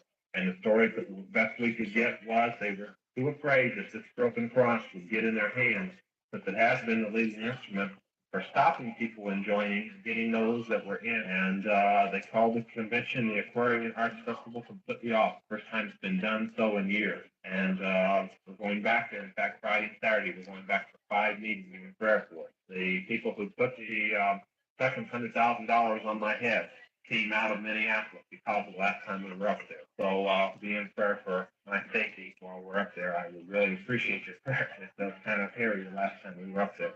But this is my background, and I want to say one thing before we start here for those that are newcomers. The organization I came out of is a cult in religion, not in purpose. Its purpose is political and financial power, complete world rule through finance, which they believe will control the political aspect. It's been called by many people the Illuminati, which is called Mariah. In the United States, it's called the Council of Foreign Relations. It has many, many names wherever you go. I met Dr. Rasmussen because he had come across it through the Mesa. I've met people who have come across it through political things, through financial and banking, and wherever people have seen it, they have thought that's exactly what it was. It was either in one of those realms. I came out of a realm where I knew better. Came up of a council that was in charge of dishing money out and political orders. In my area, I had 5,000 Covens. That meant I had 55,000 priests and priestesses. That wasn't the congregation. That was just the ministry. I saw a movie by Hal Lindsey on the occult where he said he believed there were 5,000 witches in the United States. There are 25,000 witches in Los Angeles City alone. So he was way under short. From the statistics that we are seeing right now, it is the fastest growing religion in the United States and definitely in the world. And the reason it is doing this is because it has its financial power, and it's because the Christians, most of them, do not know their word and therefore are afraid of it, and therefore do not witness to the people that are in it. And we have not had much success in the last couple of years because they have stepped up the death threats within the occult for people leaving, like a Berlin Wall. And if people were afraid to come out when we were there, we were in a meeting one night where we had over 5,000 people in one meeting. In that meeting, 1,500 of them were initiated priests and priestesses of witchcraft that had attended the meeting. And hundreds came up and told ministers, myself and my wife later, they would come out if we could guarantee them a safe place to go until they were strong enough to be on their own. We didn't have such a place. We're trying to prepare such a place now. And if you're interested in helping in such a place, get with Dr. Rasmussen when he comes back from this trip. Communicate with him your desire on this, since he will be one of the few people who will know where this place is and be able to send people to it. It will be completely hidden and secret. We had one once before in Phoenix, and 3 people were killed there one night because some pastors interfered with the security of the place, and the occult was watching, and they came in and machine gunned to death 3 girls and wounded the workers. The girls were ages 15 to 18. They do not play games. And this is why we tell the young people, don't go. Because they'll tell you to come in, it's nice, it's loving, it's a brotherhood, and you get in. And once you're initiated, you find out it'll cost them $10,000 if you try to leave, but they'll send it. That's the minimum bounty they put on anybody's head getting out, and they don't care how young you are. So it's not a game. It's the real world out there. So that's some quick background, a few words to the young people. I'll just take like we did this morning, the questions and answers. Many of you were here, and I know you had questions and answers from this morning's service. Okay, if you asked that question, I wanted to do something for I forgot. If you will take out some pencil and paper, a few of you, I'm going to give you some facts. Now, we hear a lot of things rolled out on things, but I want to give you facts so that when you come up to somebody, especially just young people fooling with rock music, you'll have some facts. Now, I want to say one thing before we get started. Young people have been running all over saying hi, they're friendly to me. They're going to want to lynch me when this is over. But young people, you'll just have to understand that I came out of a world that I saw something you don't see when you turn on the radio. Parents, if you're letting compromise with your young people, them having rock music in your home, which you as Christian parents own and are responsible to the Lord for, then you're wrong. And I recommend you go home right now and throw it in the trash can immediately. And this is the reason why. You see groups up on the television and you hear them on the radio and in concert and stuff, and you don't see the behind the scenes. Now here's one fact: Zodiac Productions, the leading Texas publication. It's changed its name now, but it's Zodiac Productions when I was with it. I was supposedly the owner of it. The Occult owned it, and it was the leading source of concerts in Texas. The office was in San Antonio. Because I was supposedly the owner, I met most of the groups in existence then. There are a few that have come out since then, but it's still the same type of thing. Almost all of them believe openly in the occult in one way or the other. Most are into Satanism. Now, how many Christian young people remember from Billy Jack's 110 Soldier, the song? Few of you? Okay. The group you heard on the radio called Original Cast. They always said it was done by the original cast. The name of the group that was the original cast is Coven. It was led by Tom Laughlin's daughter. Tom Laughlin played Billy Jack, his wife, his son, David, who produced it, and both his daughters are into Satanism. In fact, I'm going to use the pink loose powder. they produced the only 8-track out on a complete Satanist step-by-step ceremony done by Coven. And that's the group that did 110 Soldier. And I've seen all of the movies except the new one that's coming out, and every one of the Billy Jack movies are anti-Christian, pro-occult.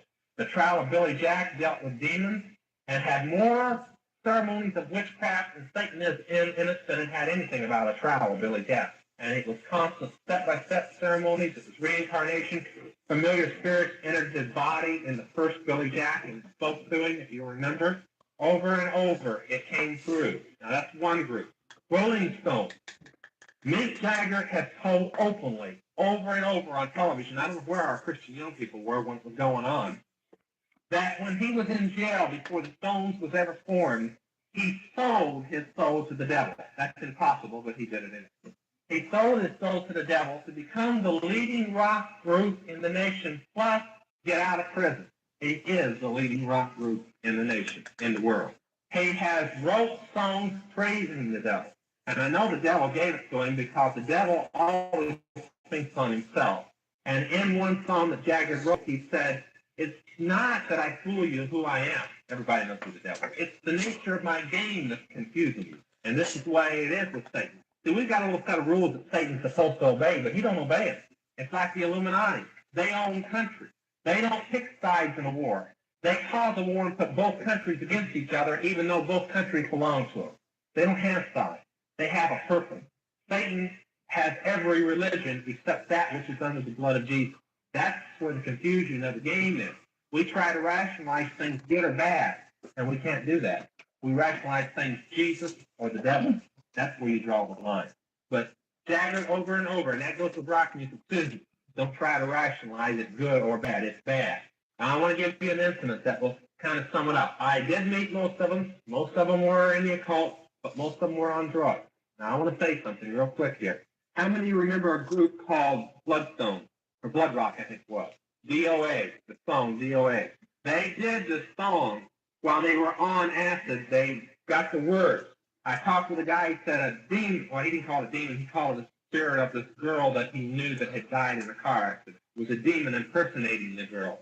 Appeared to him and gave him during this acid trip the notes, the words, and everything. They filed it with a copyright lawyer. The day after the copyright lawyer filed it, another group came in that was well known at that time and filed the same song, note for note, word for word. And when I was in the occult, I thought it was interesting enough to check it up because I wrote for an occult newspaper and I put the story in the paper. They got it the same way, on an acid trip, the same night, from a demon imitating a spirit of somebody they had known that had died. Most rock musicians get their music while on drugs or from spirit guides, which are demons. That's what your young people are buying and paying for. Now, I'll give you something supernatural you can file away if you don't want to receive it or take it home and get in the Word and see if it's possible. When witches write a book, they cast a spell over the book so it'll sell. And they order a demon to go into every copy that comes off the press. So when you own a book on witchcraft, you have a demon residing in your home, free of charge. The musicians who do the music that are in witchcraft do the same things to the record album, the same thing. So when you see that friendly little album spinning on your thing, ask yourself, was the musician a witch? Did he cast a spell over the album that the devil would have a pact in my home because I own the records? There's more to it than records and books. And this morning, you remember I gave the text and I missed to get into this end because it fits the text. Your warfare is not physical, it's spiritual. And every Christian should memorize Ephesians 6:12 and stand on it. Look beyond what you see with these and look and know that the devil has got, thousands and thousands of years of experience. And unless we think with the mind of Christ, he's going to walk all over it. And that's why you stay under the blood. A young man came up and asked me today, can a witch cast a spell on a Christian? He can cast it on any Christian that's not living the life. If you want to thin straddle, you're a wide open target for any witch in the world. If you want to stay under the blood, and you want to walk the line and be within the Word and within the Spirit of God, and wear the full armor of God, then you're going to be fine. Well, I think all of us know what it means when we come to church and sit in service and then go out and live like the devil all week long and think we're immune to anything of the devil. If you're going to live in his territory, he's going to live in yours, and that includes the rock music. I go along on that question, but I cannot miss the rock music. The main reason that young people go into witchcraft today is through the music. As I've told people, rock music didn't come out with Elvis Presley. It's thousands of years old. If you take it away, witches can't do witchcraft. They can't function without the music. It's a third of their power. You think about it. Many modern churches know who their source of power is anyway. Yeah, you would. You would. All right, the question was this morning that I mentioned a chart that I had seen, and when I saw the chart, it was August the 1st, 1972, for those that want to write it down, and I was saved in Labor Day, just shortly before I was saved. It's one of the main reasons I got saved. I wanted out after I saw the chart. The chart was a complete timetable that gave the Illuminati complete world control minus China. I want to specify that. Minus China in 8 years. The reason minus China, they plan on taking China completely out. Too unruly to try and rule. They plan on wiping it out. And so I'll let that settle with you for a minute. And it gave them complete world control and religious control in 8 years. Now the question was, what did the energy crisis and what did Jimmy Carter have to do with it? Okay, I want to ask the question before I answer that. How many here honestly believe, if you don't believe now, this counts if you believe during the election, that Jimmy Carter is a Christian president, or is a Christian, period? Huh? I mean, any time from during the time he was running as candidate till now, if any time during that time you thought he was a Christian, maybe voted for him because he was a Christian. Okay? See, we have some intelligent people here. I didn't mean it the way it came out, but it's simply the reason that I got saved was because of Jimmy Carter. You don't sit at a table remembering Bible that you were taught when you were a young person and have people come in with a letter from the Rothschild signed with their crest saying, we have a man, and name him that will be the world ruler and stay a witch. And the name was Jimmy Carter. I want you to start looking at, of course, you got to accept and throw away half of what you see on the television news today. I recommended to Christians in the last year that they buy a shortwave receiver and receive news broadcasts throughout the world. You find out in 30 days you missed 2/3 of what really happened. But you also find out the Lord's really close after listening to it for about a month. But the energy crisis is going to be the reason for the war, for the Third World War. It is their main objective. They believe through the energy crisis they will gain control of the world, what they've been waiting on. And if you believe there's an energy crisis, then you're dumber than some of the witches that are still witches. Yeah. The Church of Scientology was formed by a witchcraft coven in California originally. That its leader came from England and expressed orders of the Rothschild. There are a few religions we can't prove physically belong to the organization, but we have seen funding go their way. Now, as I have done quite a bit of investigation since I was saved because of facts I heard when I was in witchcraft, don't just look at obscene religions like Scientology, Jehovah's Witness, Mormonism. Look at even Christian churches within Bible-believing denominations. There was a couple, quote, Jesus people, garbage churches, that began a few years ago in L.A., Costa Mesa, and so on. They had a few hundred kids. All of a sudden, the pastors move into $500,000 homes, and the churches are taking their offering down in armored cars. Now, where did they get the funds to buy a $2 million building overnight? They were preaching gospel. Now they're preaching trash. One of them is responsible for the so-called Jesus rock that has ruined half of the good Christian young people today. Now, I never speak against anything unless I go check it out. And I went down to Costa Mesa, and I saw something that bordered witchcraft on their open concert night at Calvary Chapel on Saturday night. There were people shouting and begging on each other just to get a seat in that place. And they turned hundreds away. Nothing was mentioned about Jesus, and a homosexual was leading the service. And you had to have been blind not to see it. And it was a total acid rock type concert in the name of Jesus. Now, that's the same group that puts out all your love song albums and all this stuff that people listen to. So I try to warn as I go along things that we have found out. It's up to Christians. It's like Paul said, if you think meat's not a sin, eat it. If you think it is, don't eat it. If you want to buy what I'm saying, I think your walk will get a little stronger. If you want to keep on listening to stuff, I can look at Christians and tell how strong they are in the Lord and where they're walking with Him by the type of music they're listening to. And then I'm this way. If I find something in my life that I don't want to give up, I'll usually give it up. Because, it's that simple. When you don't want to give something up, the devil's usually trying to get you to hang on to it. Do I subscribe to Oral Roberts being a member of witchcraft? Oral Roberts, if you'll check into it, used to, and this is fact, it's fact you can find in the book, before he ever considered laying hands on the sick that they would recover, a Cherokee medium told him that he could do it. And he used to attend her seances regularly, okay? What he is now, I can't say. I only know the fact is what he was. I was once a witch, so, he could be a Christian. I don't know. I have no idea. I know that he's gotten out of more of the Pentecostal charismatic and become more scriptural based on the Bible than on feeling now than he used to be. And I've known many ministers that were once witchcraft ministers under the guise of Christians that have just changed mid-river and became Christians. But they, rather than ruin their ministry, they've never told anybody. And there are a few that I know that used to be on the payroll of the Illuminati that are now Christians. So I don't know. Yeah. No. All right, the question is, can a demon possess a Christian? No. Can a demon influence a Christian? Yes. Yes.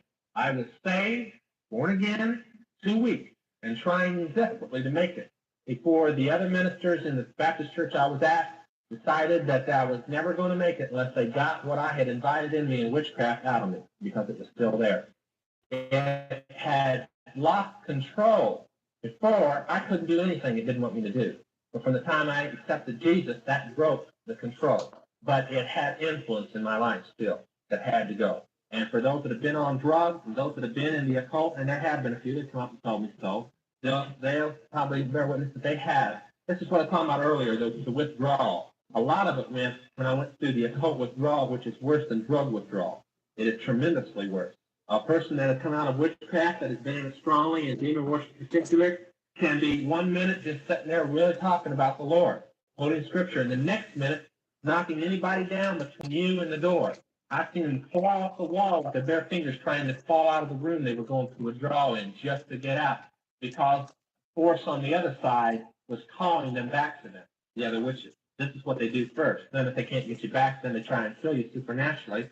That don't work on a Christian, so they try. Really funny. Most witches had given up the aspect of trying to kill me supernaturally shortly after I was saved. This is how they tried first. I went to Minneapolis, and they hadn't got the message, evidently.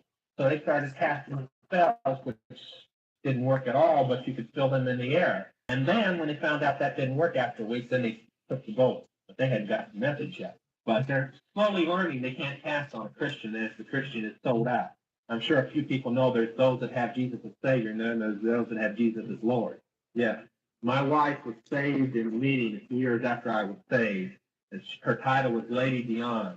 That was her witch name. She was the state high priestess. She ruled everything in the state of Ohio that was in witchcraft. She was also the witch queen of one of the denomination or brotherhood, the Watchers. On a scale in this country of maybe 1 to 25, she was probably the 10th most powerful witch in the United States for my salvation. And she has close to $50,000 on her head because she's come out, not because she married me, just because she got saved. And we took her into a rehabilitation ministry, and then later we started dating and we're married and so on. But she does a fine ministry. Right now, she's just about ready to deliver a baby. She might even have it today. So she's not exactly ministering lately. Yeah.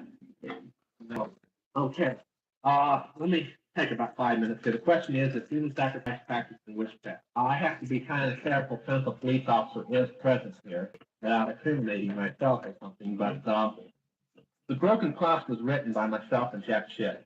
When it was reproduced, the guy who was doing the wording in the book, writing our story form out, changed a few words he thought were stronger.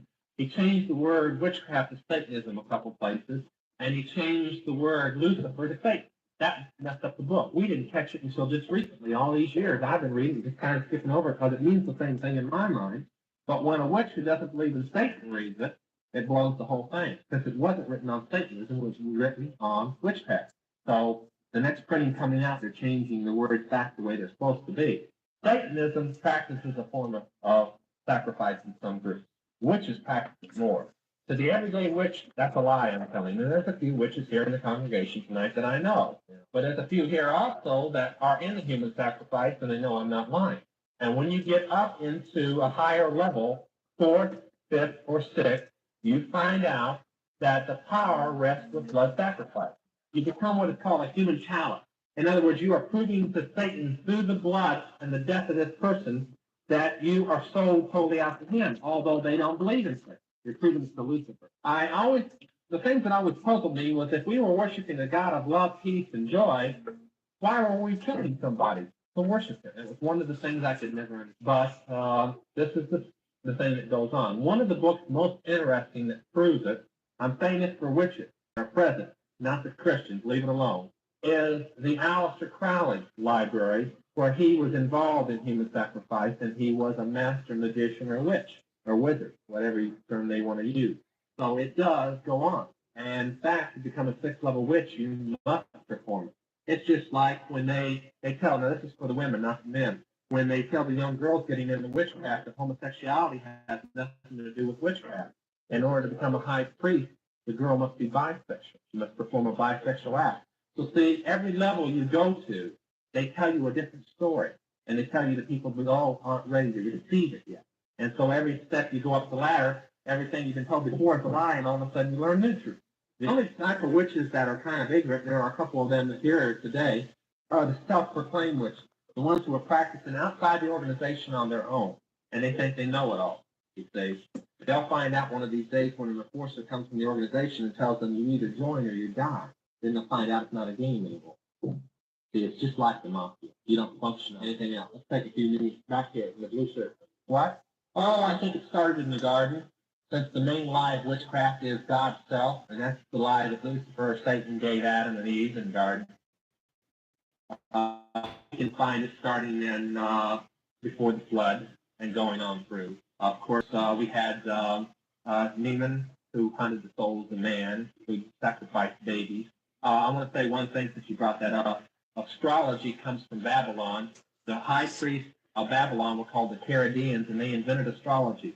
It is the cornerstone of witchcraft, spell casting. If you take astrology away, witches can't cast spells. And the 18th chapter of Deuteronomy lists the death sentences that the Jews used to have on them for doing things, and following the stars is one. So when somebody comes up and says, "What sign are you?" say, "The sign of the cross." Now I'm going to tell you something. In witchcraft, they have a belief that says you are what you are when you were born. You can never change, okay? There is no miracle salvation in their doctrine. I was a Taurus, and I had all the personality of a Taurus till I was saved. I have none of that personality now. You do change through the blood. If you want to believe that you are born a certain way and have a certain personality, fine. Take the blood of Jesus Christ, and you'll find out if you walk in the Bible, you'll all have one personality. That is Jesus. And his wasn't any particular sign. So I get Christians who come up all the time and want me to give them permission, by saying, "Yeah, astrology's all right, don't worry about it." And it amazes me. They'll ask me, I'll say no, they'll ask me again, I'll say no, they'll ask me again, I'll say no, and they keep on asking me, and I'm still saying no, And they go through it about 8 times. I guess they think they'll break me down eventually. The answer is no. Astrology belongs to the devil. God doesn't use the stars. They say, "What about the wise men?" The wise men weren't astrologers, they were astronomers. A new star appeared, not a new fortune under the stars. But if you take the times and the seasons and astrology away from a witch, they can't cast spells, because spells are based upon astrology. So if you want to read Gene Dixon or Louise Huebner in the newspaper, that's your choice. You're the one that's going to have to face our Lord for it. Yeah. I'm glad you brought that up. Okay, for the tape reporters bit and a few people who didn't hear, hey, it's in the health business, and Christians are interested, especially now. I've been noticing in better health, and I know I'm glad this church particularly is. But he seems to attract in his business. We have a health food store, the Occult. Okay, and this is why the Occults teach good health. They teach herbs. They teach vitamins and food, but they don't obey it. It's just like witches teach. They are pagan. That's the word for the witchcraft religion. You're a pagan, meaning you should be a country folk. And many witches have tried to move to the country, and 30 days later they're crying and moving back to the city. They can't stand the country. They can't function without people around. They have a lot of doctrines, but they can't keep them. And the health food is one of the doctrines. It's the devil trying to counterfeit something out of the Word of God that he can't keep. That's it. And I remember I was trying to do this and do that and healthy. How? I weighed 149 pounds, doing $150 worth of mainlining shooting speed a day. How am I healthy? They can't keep it because the drugs and the excitement of the city spoils it. They've got to have it to draw power and energy. They have to be where more demon-possessed people are, because it's like a dynamo of power. It's without, getting into the deliverance message here. That's the quickest explanation I can know. I know when I first got saved, I wouldn't touch the health food thing because I heard about it in the occult. So I started realizing we didn't practice it in the occult. We were just trying to counterfeit it. So I'm very, very much into it. The only problem is a lot of the good things that I have to get come from the Mormon church.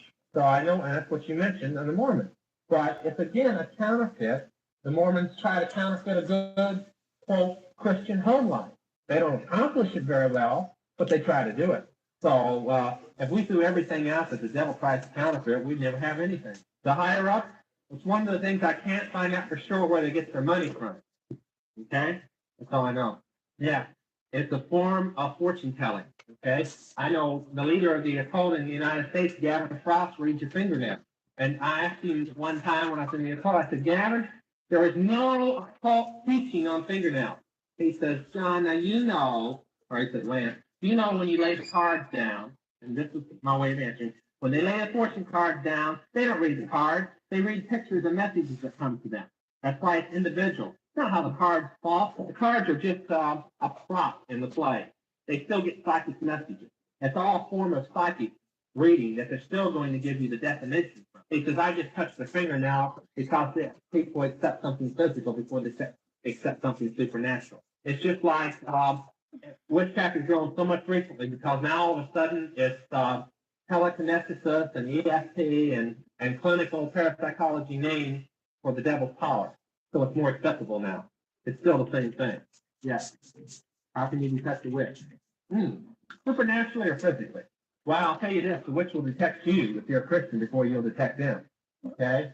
But jewelry-wise, usually the 5-pointed star in a circle, or the 6-pointed star, or the cross with the serpent entwined about it. You see one of those, get away from it. That's their little suicide group. That's the one Manson belongs to. Cross. The ghost head, triangles. That's one of the reasons I had one in the black hole, but we didn't get it set up in time. It's jewelry. They're in certain areas. It depends upon the leader. They make the females dress in certain sensuous ways, but out here they don't. Makeup on the eyes, particularly in a female. When we get a witch, say got a witchcraft, they can't touch makeup for almost 3 months because they're taught to use makeup for witchcraft, which is what it was invented for. And they can't touch it for 3 months because the spirit that came out of them try to get back into them through the makeup. So we've lost many people through it. Later, if they grow and strong in the Lord, if they want to use a little makeup, they can, but they never go back to using it the way they were taught to use it in witchcraft. Supernaturally, you can detect it through the eye. Many people, after being around witches for a while, start to see the difference between witches' eyes and everybody else's eyes. Mhm. It's just simply the demons that were in them, okay? And the wisdom that came with it. Yeah. Oh, I'm so glad somebody brought that up. The Attorney General we have now was, before Carter appointed him, and by the way, was also in charge of Carter's campaign, the man who formed the National Lobby for Gun Control. He had spent over $5 million of his own finance to ban guns in the country. Now, we're told 2 things on the gun control. Then I will tell you what the new Gun Control Act is that's been written, that we just got our eyes onto recently. The gun control lobbyists say, folks, we only want to ban handguns. Well, they proved that's a lie when they just tried to ban all guns and gave the National Guard the right to go in and confiscate them in Massachusetts. So that was defeated. And the other was law-abiding citizens can own it. Right now, you can own a handgun in Frisco if you get permission, right? But they're not giving permission to anybody. Now, the new Gun Control Act, and the reason I'm on this about guns is their timetable will never work if individuals are allowed to buy guns. This is one of their main objectives to get rid of. If you'll notice, England's a prime example of it, and that was the Rothschilds doing. The new Gun Control Act is you're only allowed to own a single shot or a double barrel or over and under shotgun, something that can't contain more than 2 shells at a time, shotguns only, and all ammunition and all guns must be stored at the police station or armory at dusk and can be picked up at dawn, and all fired finished cases must be returned and be counted so that you won't be holding any ammunition back. That's Carter's new gun act.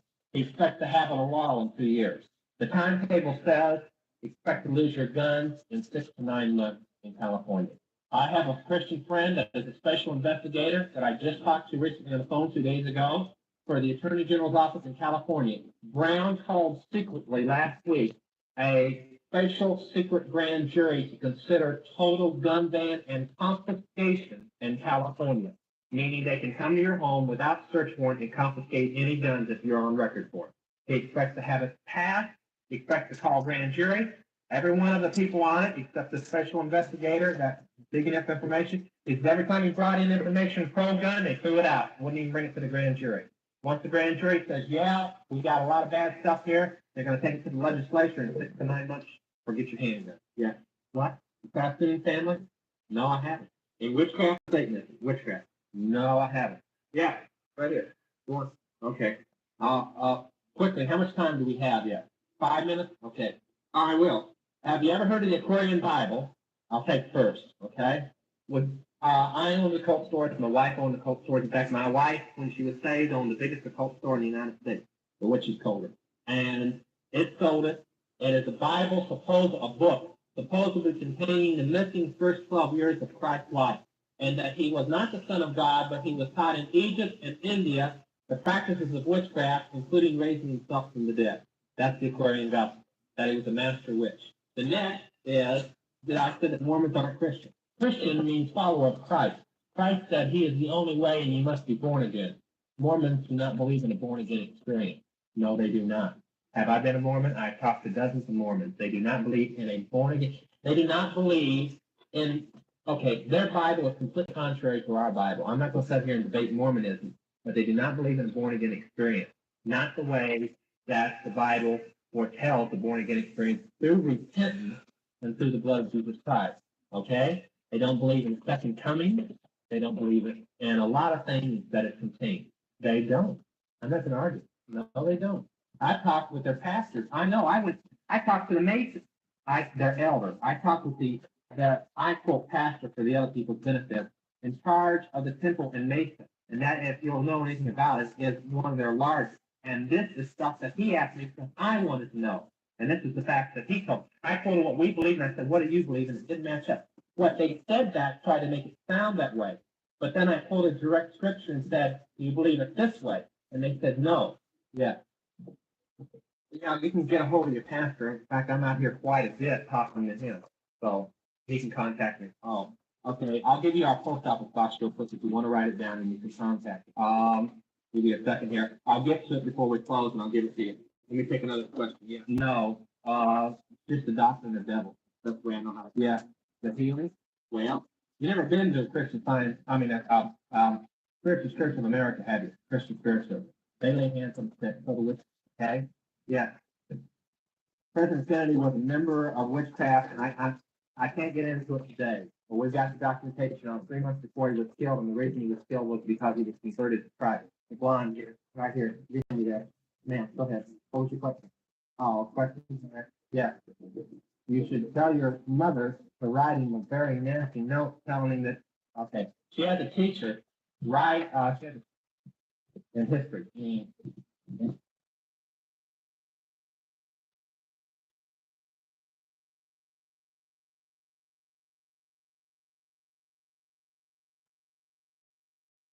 I I don't want to give these curling irons up because they're expensive, but they never work on my hair. I always tried to get the like the beach wavy blowout looking hairstyle. And Hot Tools is a really good brand, and I can never get it. I'm gonna try to. Why does it smell like?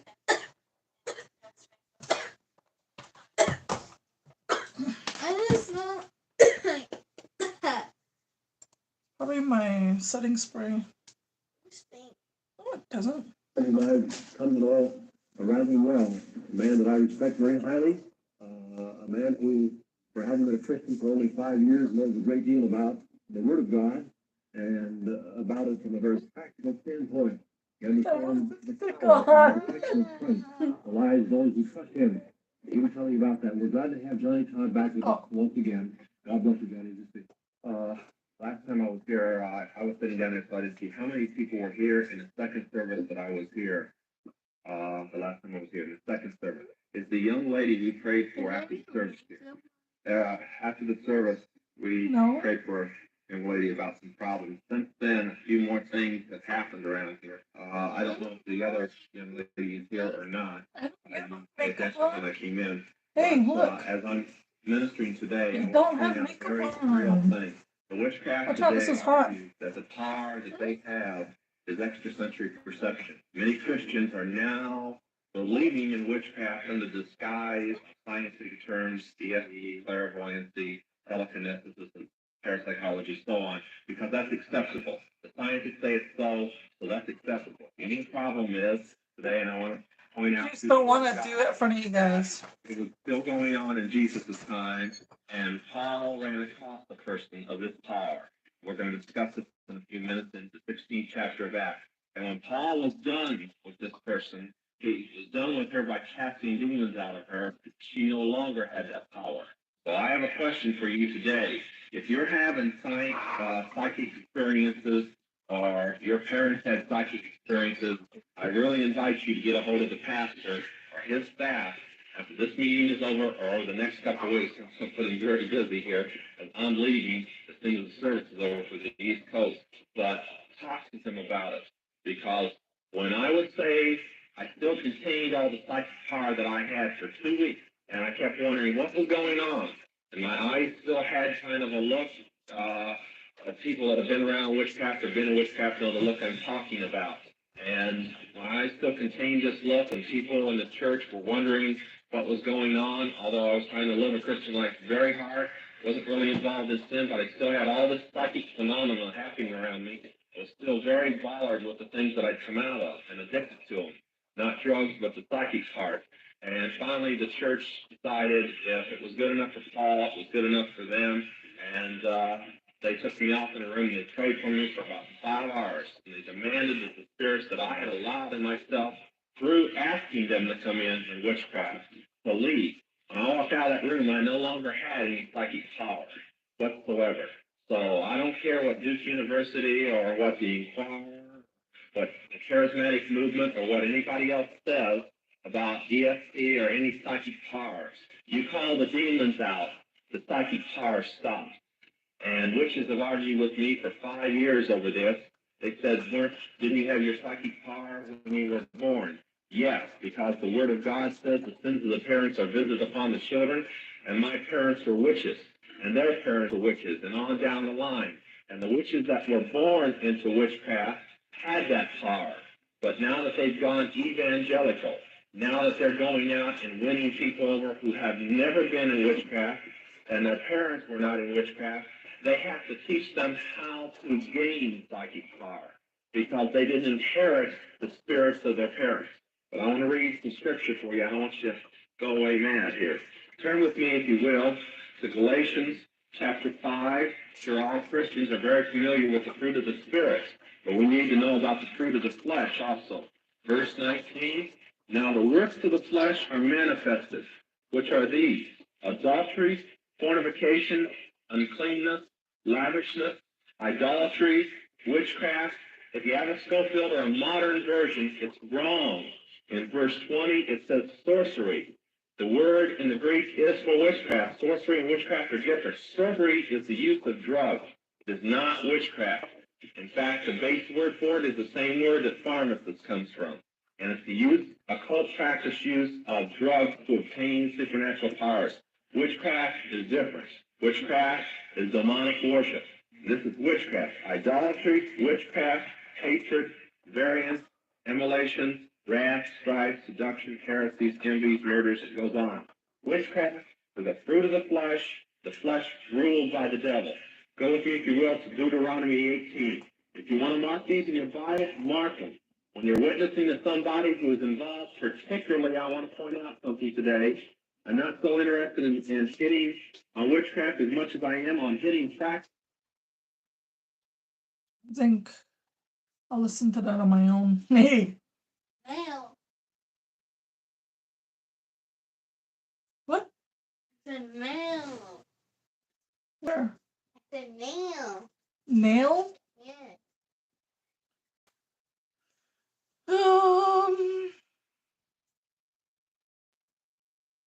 Uh-oh, Keanu and Bella are back. Uh-oh. Uh-oh. Since you're new to H&R Block, we'll go through your tax return. Here's the mail, it never fails. Here's the mail. I went to Santa Clara, New Mexico, to watch a Zuni friend perform the deer dance with a group. The Zuni Pueblo dancers are for their brightly colored clothing and beautiful dancing. One of their dances is called the deer dance. I actually live about an hour away from here, which is why he invited me since I was not that far. As I was there, I saw the dancers wearing bells on their ankles, and they used sticks with bells to stomp the ground. It was beautiful, as these dancers, the singing, and the rhythm had a distinctive sound to them. After the quote unquote show, which I ended up finding out was an actual ceremony, my friend drove me back to his place. He lives pretty close to the river, and it's actually like the last line of houses before you go to the forest. So we stayed in his car a while, just talking about life in general. Anyway, my friend said that he needed to go inside and change, and then he would drop me off at my house. So we got out of the car, and he went inside. And as I'm standing outside waiting for him, I started to hear bells, similar to the ones from the ceremony. So I looked around but couldn't really see anything. Then I realized it was the same sound and pattern that the dancers' bells were making. Oh, There should be nobody dancing this late, where it's around 10 p.m. So I thought it was weird. I started looking around to see where these sounds were coming from. They sounded pretty distant, but I still looked around to see if I could spot it. As I was looking down the block from where the porch light couldn't reach, there was a stop sign, and right next to the stop sign was where the sound of the bells was coming from. I see a silhouette of a person dancing. It looked to be wearing similar deer dancer attire, similar to the clothing that my friend and some of the people I saw earlier, except that this looked strange. My friend had given me some background on all of this, and he told me that they were leathers and skins, but this one looked like it was wearing something different. Something was off about it, so I stood there watching it. I almost felt like I was in a trance with it dancing. Then I realized that this person was almost as tall as the stop sign, so I focused more on it, and I realized that it was dancing because I didn't even see it. Then You want I to noticed that it started to move slowly towards me, at very slow steps, almost dancing from one side to the other. But as it was getting closer, I started to distinguish it more. It had huge horns. The torso was like a barrel. The arms were long and lanky, similar to its legs. This is when fear starts to build up inside me, and I try to move, but I almost feel like I'm Is that stuck, him? just staring at this thing. That's when my friend comes out of the house and is asking me what that noise is. Me being stuck just staring at it. I couldn't say anything. Then he sees it and starts screaming at it in some language I had never heard. He tells me to get inside the house quickly. I go inside the house and I see him follow right behind me. Then he comes inside and I'm asking him what the hell that was. And he just looks at me and says that it was Adegashi. He calls his mom in his native language. She comes from her room and looks at me with concern and then makes a phone call. Moments later, my friend told me a medicine man is on his way over here and he's going to perform a smudging ceremony. It's a cleansing. We need to purify the space and have him bless both of us. His mom then lights something in the living room and closes all the blinds and windows and locks the doors. After about 15 minutes, a knock is at the door, and it's this old man who has a bunch of bags and is wearing old traditional native clothing. My friend's mom quickly locks the door and has both of us sit down in the floor together. Saying a word, the medicine man starts to light something and goes around shouting some words, Easter, you feeling pretty? almost like he was singing. I'm not exactly sure what's going on, It's not what you do. but this only lasted like 5 minutes. He then tells us to get up and gets close to me and says they have such notice of you. Leave this place quickly. I don't My want friend then quickly gathers everything and he tells me that he's gonna go drop me off right now. Yeah, in the middle of the fucking night, back home. As we're on our way back to my place, my friend explains everything. He says that Aldagashi is a term for a witch, and that this witch was trying to cause harm and was actually pretty close to doing so. Something about that these witches communicate with Chendis, and that they took notice of me and were now gonna pursue me unless I left town. He said that when the elders in town say something, we listen, for they know what is best for us. He said he would keep me updated, but to not come back into town, no matter how much time has gone by.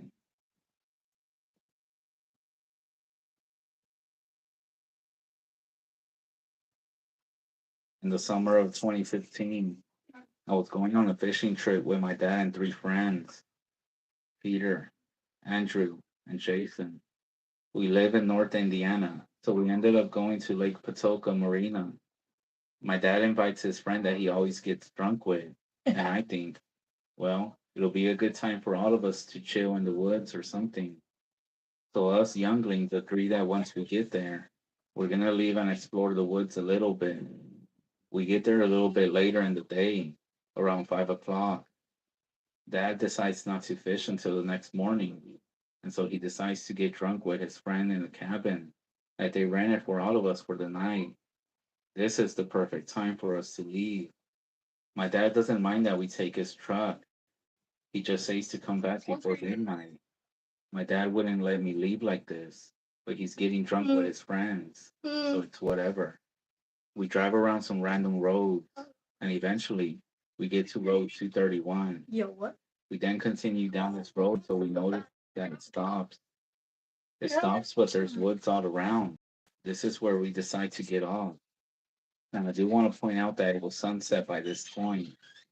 So we walk into the woods, ignoring that anything paranormal or any crackhead hillbillies will try to do anything to us. We walk for about 30 minutes. It's definitely dark now, especially this deep in the woods. We had 2 flashlights and our phone lights, but it was still pretty dark even with that. We then come to this weird looking cut down tree, and my friends decide that they wanted to smoke a blunt, but I didn't want to. And before they even rolled it, we start to hear some knocking on the trees nearby, and we wait to see if it happens again, but it doesn't. So we just shake it off, like Taylor Swift. Just kidding. We shake it Stupid. off and just kind of pretend that it was just some random wood sound. Peter eventually rolls a really terrible blunt, and he and Jason smoke it together. We continue walking and decide that we'll turn back once we reach Lake Patoka. We keep walking until we hear the knocking again.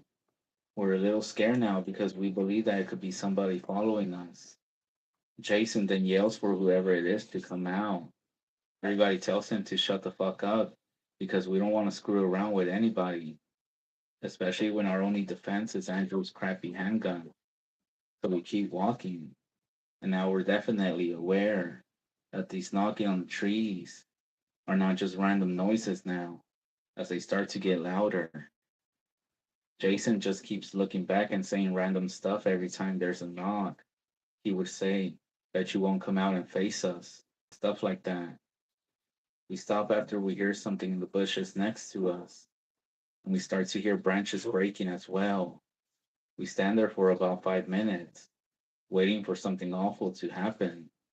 Eventually, we decide that it could have been a raccoon, maybe a small animal, so we keep walking slowly. Then, all of a sudden, we start to hear footsteps, almost like there's a big dog walking around us. At this point, all of us are terrified. We start to speed walk now, as we don't want to run in case whatever it is comes out of nowhere and just jumps at us. We finally start to think like normal humans, and we decide to stop, and we all agree to go back instead. Peter starts to freak out, saying that he doesn't want to go back, especially not with that thing back there. I convince him that it's a better shot than staying in the woods with whatever it might be. As soon as we start to head back, that's when we hear it. A laughing sound. Laughing. But it wasn't a normal laughing sound.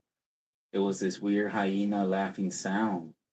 As soon as we hear this, we convince ourselves that it's just someone screwing around with us. Andrew takes his gun out, and he walks with it in front of him, and the laughing sound just continues. I kid you not. The laughing has been going on for like 30 seconds straight. It continues, and Jason gets mad and grabs a branch and throws it to where the laughing is coming from. Then, that's when I realize that there's no more sounds. Literally, no noise in the woods. Nothing. No crickets, birds, anything. Jason then screams out, "Leave us alone, you dick. This isn't funny anymore." 10 seconds later, we hear this screech. I'm not joking. It sounded almost like a lion mixed with an elephant, but it was a high pitched sound. And it was just really loud. I know that's a poor description, but just picture the most horrible screech you ever heard. That's when we just fucking run for it. And as we're running, they begin to leave me behind because my cardio is terrible and I'm kind of chunky. I yell at them to wait, but they're all scared, so they just keep going. I know the adrenaline is carrying them, and they're hauling ass. Well, so much for my gun protection. They eventually leave me behind, but what they didn't know was that I had the key to the truck. I stop for a minute to catch my breath. That's when I hear something running behind me. It still sounds like a big fucking dog, but for some reason I couldn't move. It's almost like if I was just standing there, ready to accept that whatever it was going to kill me. I just stare, and that's when I see this weird human like person running on all fours, straight at me. I couldn't move. I couldn't speak. This thing was so fucking fast. That's when I got shoved. I turn around, and it's Andrew. He sees this thing coming as well, and he has a look of fear on his face, and he pulls me to run. We run for like 5 minutes, and I have no idea how this thing didn't catch up to us. And I also don't know how my fat ass did it, but I did. We just jogged and came across Jason and Peter. We're all together now, and we didn't hear a thing behind us anymore. But we were still not taking any chances. We speed walk and then just jog back. We hear the hyena laughing sound again. We start to run, but the damn woods just never seemed to end. Even though we didn't think that we were that deep in the woods, the hyena sounds turn into just a scream. Then we hear the screech again at the tail end, but this time we basically break it because we hear the screech twice and the laughing sound at the same time. That's when I realized that this thing can make those noises, or there's more than one out there. We eventually get to a tree that was broken down, and we turned around. We saw these yellow eyes behind us, like a raccoon or a cat's when the light reflects it, except that we didn't even have our flashlights towards it. It was just looking at us. That's when I flashed the light at it, and we finally see how these things look. It was basically like a human, but really fucking skinny. The skin seemed to be stained a brown color and slimy looking, almost like it was wet. It had a small amount of hair on its head, and on its back and around its neck. Its arms seemed longer than its legs. That must be how it runs on all fours. Once again, we just turn around and fucking run. Finally reach my truck. We get in, and I spend like 2 minutes just looking for the keys. It wasn't actually that long, but it felt like it. I freak out because I thought that I dropped them in the woods, but I found them in my back pocket. We get in. Once the lights turn on and the thing was there standing, it was on its hind legs, just standing there. The arms were just hanging down with these long ass fingers. It stood there as if it was analyzing what the truck was, as if it was confused. Peter then tells me, screaming, begging me to run over it, but I don't want to take the chance for it to be under our vehicle. I put it in reverse, and I keep going like that until we get to the road. The thing just kept standing there. That's when we see another one come out. The second one seemed larger, like around 6 feet tall, and that one let out a screech. They start to run straight at us. I know I don't have time to turn this truck around before they get to us, and I push my foot down as far as it goes. I know I was going way too fast in reverse, that I almost felt like I was gonna flip over somehow. But these things were now on the road, running on all fours. At this point, we're all screaming, scared for our lives. They eventually stop after about 30 seconds, as it's obvious they can't keep up. We still keep going in reverse for another few more minutes, and I finally turn the truck around. I then go about 90 until I get to Red Hills Road. As we're driving back, we start screaming at each other about what just happened. I end up telling my dad, and he just starts laughing. Okay, buddy, sure. We can go back tomorrow. Maybe they'll still be there, right? He didn't believe us at all, but he was also a little drunk. We stayed up all night just talking about it. We were going to call the police, call someone, but then we realized that they're going to get mad at us for going into the woods. Plus, who's going to believe four stupid ass college students, with two of them who had just finished smoking? We actually do talk about it all the time. We always tell people, but nobody believes us or seems to care. After that day, we never want to go back into those woods again, or any woods for that matter.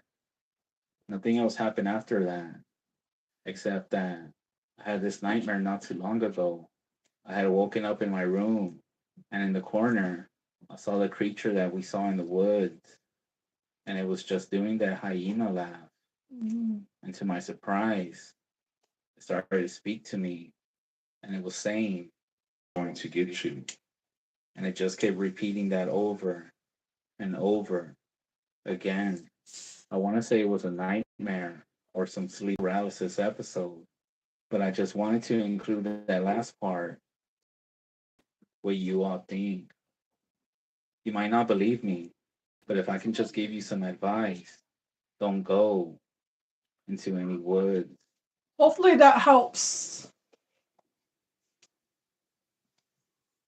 See, it My just. story took place several years ago when we lived on the res in Arizona. My entire family had gotten together for my mom's birthday at my grandmother's house, out in the sticks in the middle of nowhere. They didn't have any brothers or sisters, so my cousins were my siblings, and I decided to spend the night with them at my grandmother's house. Her dog started barking like crazy. I was half asleep in the living room with my two cousins on the floor, as by this time we were tired from playing and being out all day. No one was getting up to check, but I don't blame them because it was pitch black outside. But I could tell that the dogs were running back and forth, chasing something. I got curious, so I turned the outside light on and stepped out the front door to see what was going on. Suddenly, something jumped from the tree onto the side of my grandmother's house, and it started crawling all around the house. It was hard to make out, but it looked like a small man crawling around like a lizard. Ew. This thing was fast too, and the dogs were just going crazy. I ran into the house screaming and terrified that there was some sort of creature outside. The noises were horrible, and it sounded like there was more than one. I also heard some squeaking sounds that got real loud. My uncle came to the living room and woke everyone up and gathered all of us in one room. He put some big wall like panels on the windows and told us under no circumstances. As me and my cousins gathered together, that's when we heard them, You see me? and they could be heard walking around.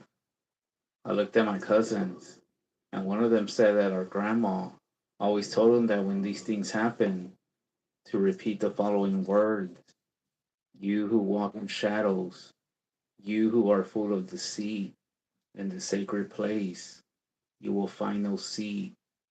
Great spirits of the land, hear my plea. Guardians of the old ways, come to me. In the presence of this evil, I stand strong, and with the wisdom of the elders, I belong. I don't remember how long the sounds outside lasted, but they eventually faded, and I knocked out. When the morning came, we all went outside to check out the house. The dogs were in the tool shed and too tired to move. My uncle got a ladder and we climbed to the roof.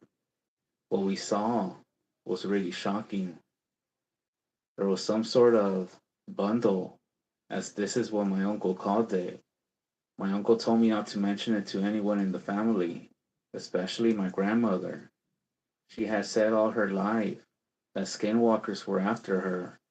I didn't believe her, but after that night, I began to wonder if she was telling the truth. I later asked my uncle what he thought it was, and he said it was definitely a witch that had cursed our family in the old days before the treaties. He said someone in the family was a known witch, and when they were killed, the elders had placed a curse on the family.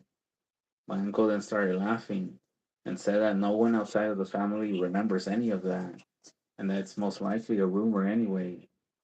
Well, this scared me enough that I believe that there may be something to that story.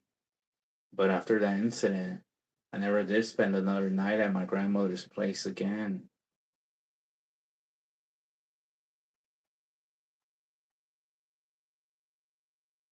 Never spoken about this event, not even among ourselves after it happened.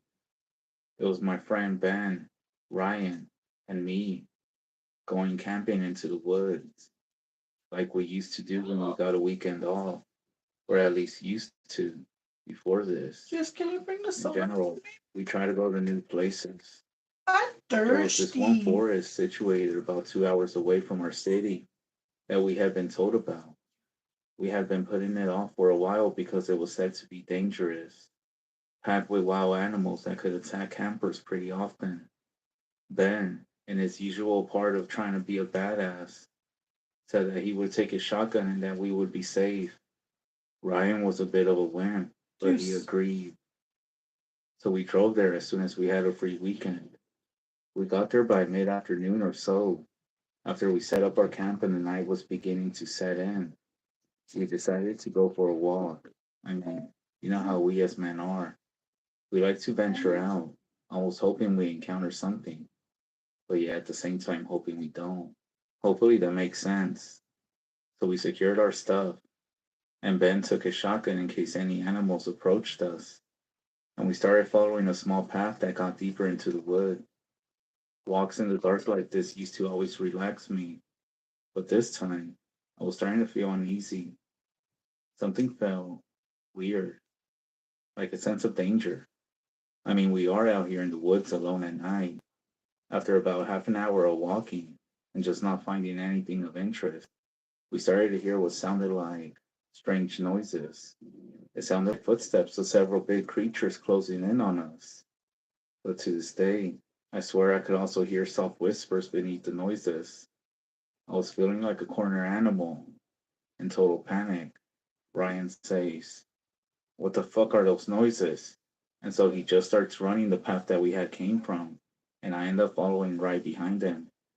Ryan, of course, was the fastest, and Ben was behind us, and he starts screaming to keep running back to the campsite. Now, call me dumb, but I somehow lost sight of Ryan as we were running. I mean, he was running fast as fuck, and maybe in one of the trails he got way ahead. I couldn't even see his flashlight in the distance, but I kept on running. I didn't care where I was going. At some point, as I was running, I came across an old cabin that looked like it had suffered a fire and was boarded up, and so I knew I had ran back towards a different path. I slowed down and noticed that the door seemed half open. Then I heard Ryan calling from inside. Terrified at first, I froze there. I was a little doubtful at first for some reason. I bolted into the cabin and closed the door. I lifted my flashlight to look around, and there was Ryan. I pointed the light to his eyes, but he didn't seem to react to it. In fact, he seemed pretty calm, which was actually strange for him, especially in the circumstance. And all he said was, "Let's stay here for now," in a neutral tone of voice. Those things out there could be dangerous. Now, I was worried about Ben, but I remember the worst case scenario. He had a shotgun ready if anything attacked him. I took a deep breath and started looking around the room. There were a few chairs that were lying on the floor.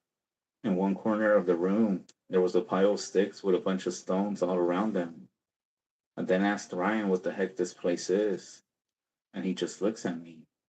And all of a sudden, two loud bangs. Ben's shotgun had gone off twice. I stood there paralyzed, as every other sound in the forest also stopped. I glanced briefly at Ryan, and he was just staring at me, completely quiet. I was about to say something when something started banging on the door. Ryan quickly grabbed my shoulder and said, "Don't open the door. It could be one of those things." I started walking towards the door, but he insisted, "Don't do it. They're going to kill us." This was really weird, but I was afraid it could be Ben, who had just shot one of the wild animals and most likely saw us come inside the cabin to shelter.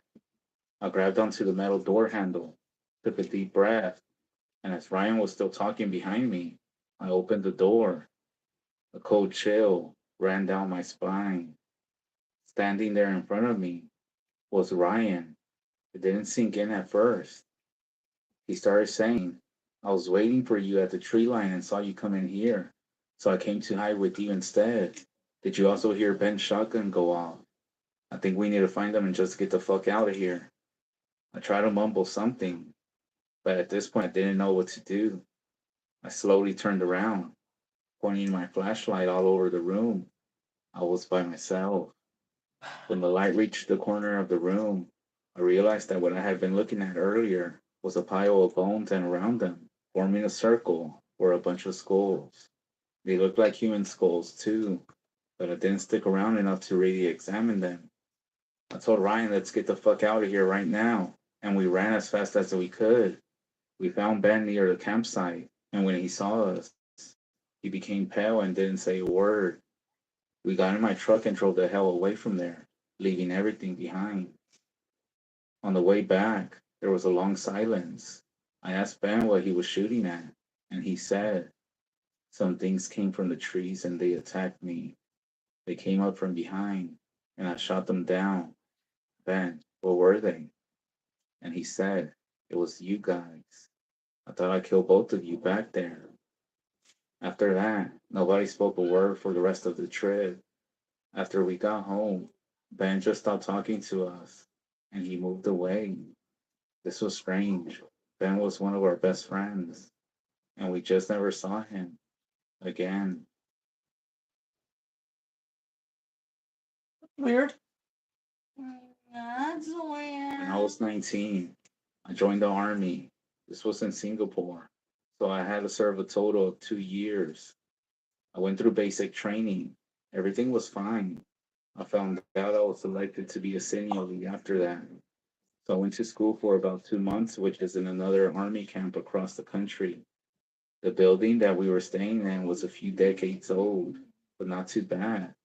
It actually looked clean enough. Anyways, there were a lot of facilities, dorms for sleeping in, toilets, showers, and stuff like that. There was a small corner in the ground floor for people to smoke as well. The first few weeks were very uneventful. We slept in single beds, 6 in a row facing each other. But from the third week on, things began to happen. Small things, but it was hard to ignore them. I slept in a bed that was in the middle of the bunk, and I was facing the open windows. Our bunk was on the fourth floor, and there was a tree outside, so it never got super bright. So for some nights, I would lie down and go to sleep, but just before drifting off to sleep, I would feel my bed almost shake. It was just enough to wake me up, but there was nothing when I woke up, or there would be a random noise, a fracture sound to wake me up. Imagine someone saying something unintentional to you out of the blue. I just brushed it off as me being too tired, but as it continued to happen every other day, it was getting hard to ignore. Also, it meant that I was sleeping poorly. I would later find out that I wasn't the only one, but everyone had their own experience.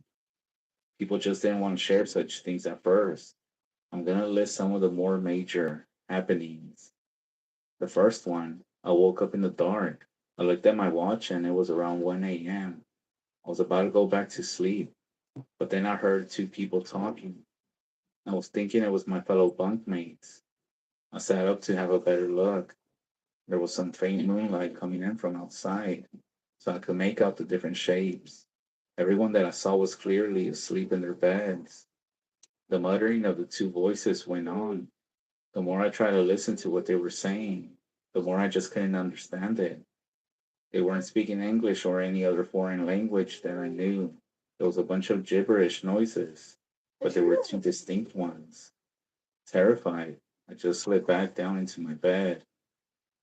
The second thing happened on another night. I woke up again, but this time around 11:30. The room was quiet. Everyone was sleeping. Then I heard the sound of shuffling, the sound of flip-flops on bare concrete floor. It clearly originated from the room, but nobody was walking. The sound traveled from one end of the room to the other. It was exactly as somebody was pacing the room, but I couldn't see them. When it reached the end of the room, there would be a short pause. Then it would start coming back again in the other direction. Determined to know that it wasn't just me, I rolled down to the side and reached across to tug my friend, who was sleeping on his bed. He was annoyed and surprised to be woken up naturally, but I did whisper to him, "Do you hear those noises?" He didn't understand what I was talking about at first, but by the very faint light, I saw his eyes widen in the dark. He could hear it too. I then told him, "Who is that?" And he said, "I don't know. There doesn't seem to be anybody." After a while, he shook his head and put his finger up to his mouth, telling me to be quiet. He turned around and wrapped his blanket over him. It was clear that he didn't want to think too much about it. The other thing that happened was when my bed was shaking. Another small miscellaneous occurrence is that all these minor things continue every other day. The timing of them gradually increased over the next few weeks. One time, there was a loud sound that took everyone by surprise. We were chatting and laughing normally, and suddenly, it came and shut everyone up. It was the sound of metal panes slamming shut, but nothing was moving. The windows were fine. Another time, the door to the room started to rattle, as if somebody was trying to open it from the other side. Thinking it was our sergeants playing a prank on us, we opened the door, but we were just looking down an empty hall. We were only greeted by a tunnel of darkness. There would also be loud stomping sounds coming from above, even though the floor above us was totally locked off and empty at that time. There started to be gossip, of course. Bringing up the issue to our sergeants was either met with denial or deflection, but it was clear from their eyes we weren't the first batch of trainees to experience something, and I wasn't the only one affected in my bunk. A few guys had it worse. People started moving out to sleep in spare beds and other rooms, or even with other trainee batches, even though it wasn't allowed. I continued to stay, thinking that I could live with it, if only a few more weeks until I graduated. I woke up in the middle of the night. I wanted to reach out to check the time, but I couldn't move. I was sleeping on my side, and there was an empty space on my bed. I realized I was having sleep paralysis, so I didn't panic. I couldn't move, but I could see the room just fine. I could see everybody was sleeping. The windows were open. The leaves of the trees were moving. And so I told myself to just breathe and maybe I could wake up naturally. Over the next few minutes, I was able to regain my movements and actually wake up to check the time. And as I was doing this, sitting up in my bed, I see something at the corner of my eye, something that shouldn't be there. Something moved in the far corner. I tried squinting at it, and I saw something tall, very skinny and black. It looked almost exactly like a stick figure that a kid would draw with a marker. It would almost be comical if it weren't so terrifying. And if you don't believe me, I would understand. It started to move across the room, striding slowly in a broken and stiff way, like a bad animation that was missing keyframes. It walked or limped across the room. My fear was starting to build up. I tried to comprehend what I was looking at. I wanted to say something, to do something, but I couldn't. Reaching my bed, it turned around to look at me. The face was round and didn't have any facial features, except for two dots for eyes and a long white mouth that pulled up into a smile. It sat down in the empty space on my bed and reached out with one of its arms. It had too many fingers. I couldn't even count them.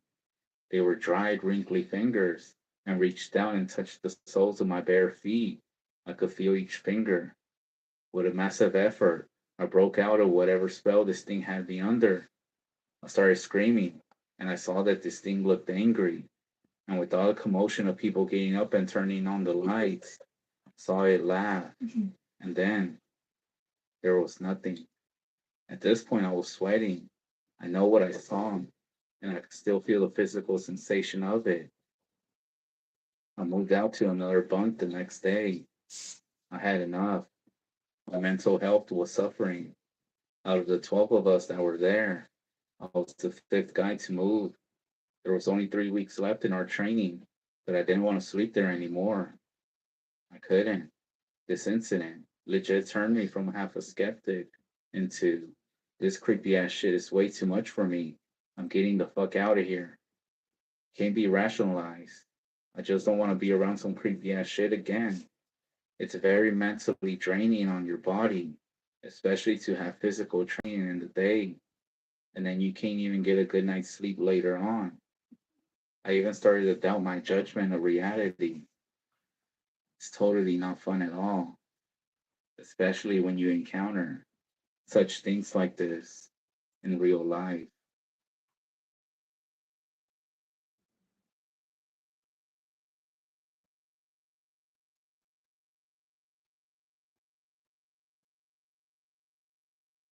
when something like this happens, it happens out of absolutely nowhere, with no warning.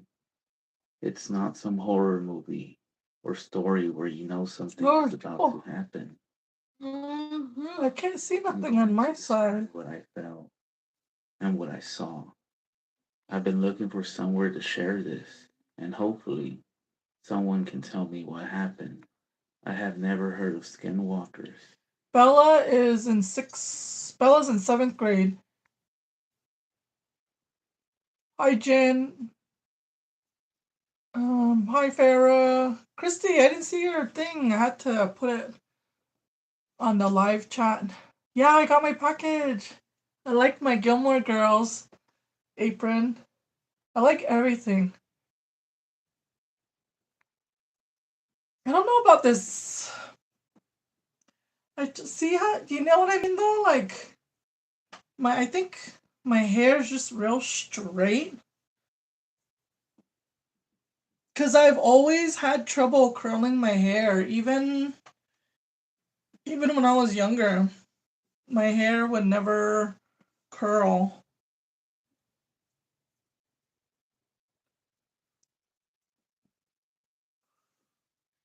And I always see, maybe I need those rollers. It just sucks though. It just sucks that I can't get curls.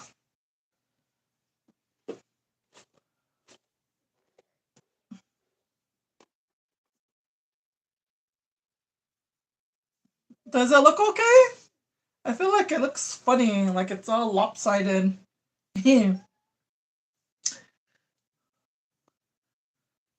Like this part's a little too much for me. Like I want it like that, but not too much. Maybe like that.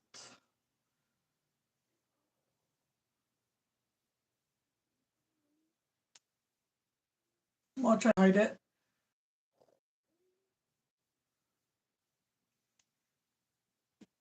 What do you think, chat? Trying to act like Keanu? I always hear Keanu on his game. Chat.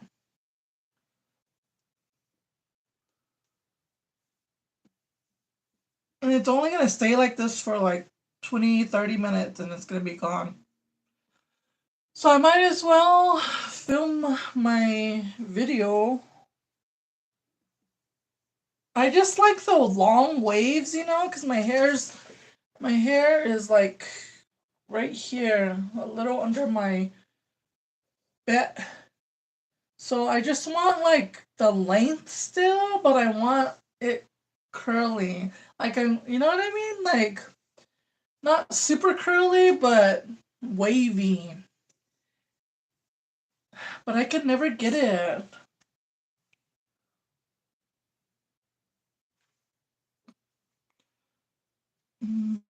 Do I need to redo this side or what?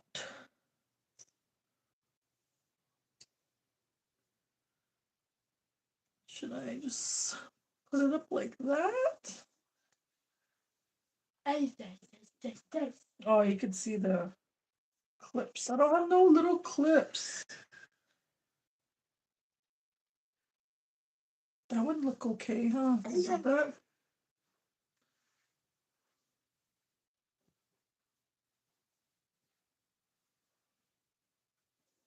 Being a chick is hard, man. Ooh, if I just had a little small hair tie, even that would do. Like this? Like this? Hmm.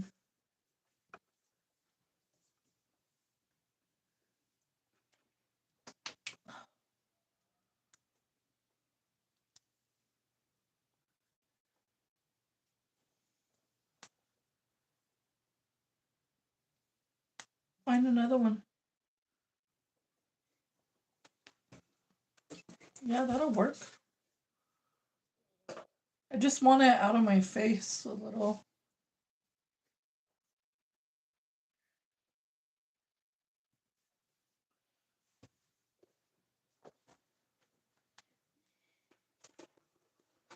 think you could use these. Look. For your hair. Oh, those are counties. Bring them over here.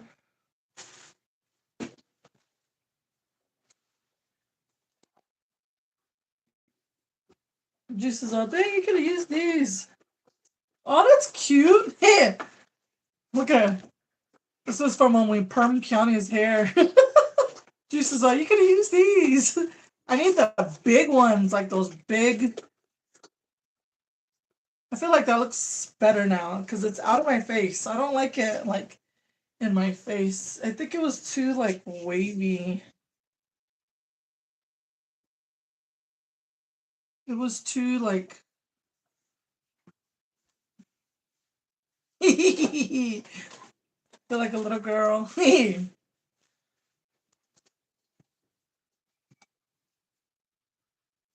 All right, I'm gonna leave it like that. I'm gonna do my video. You guys be expecting a video tomorrow. It'll be out tomorrow. And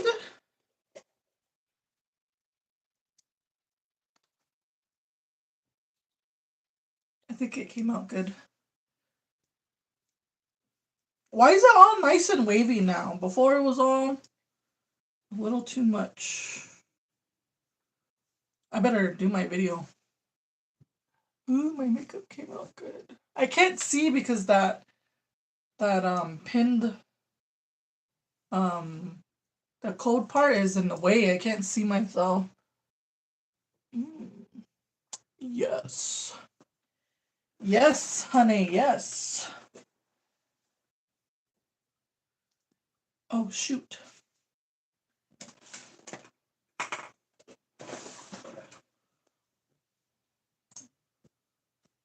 Does this even work still?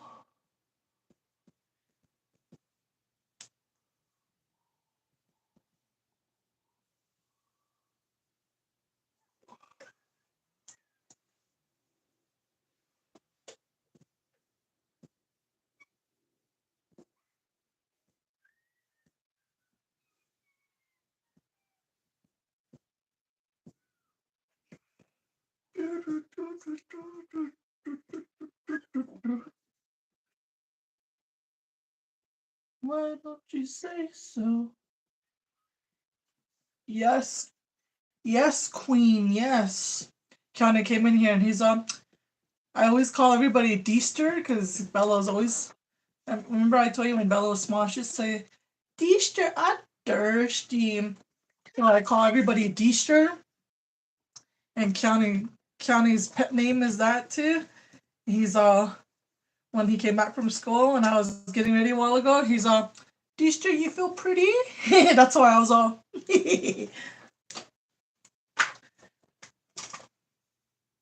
all right. We are out. We'll see you guys later. Look out for the video tomorrow.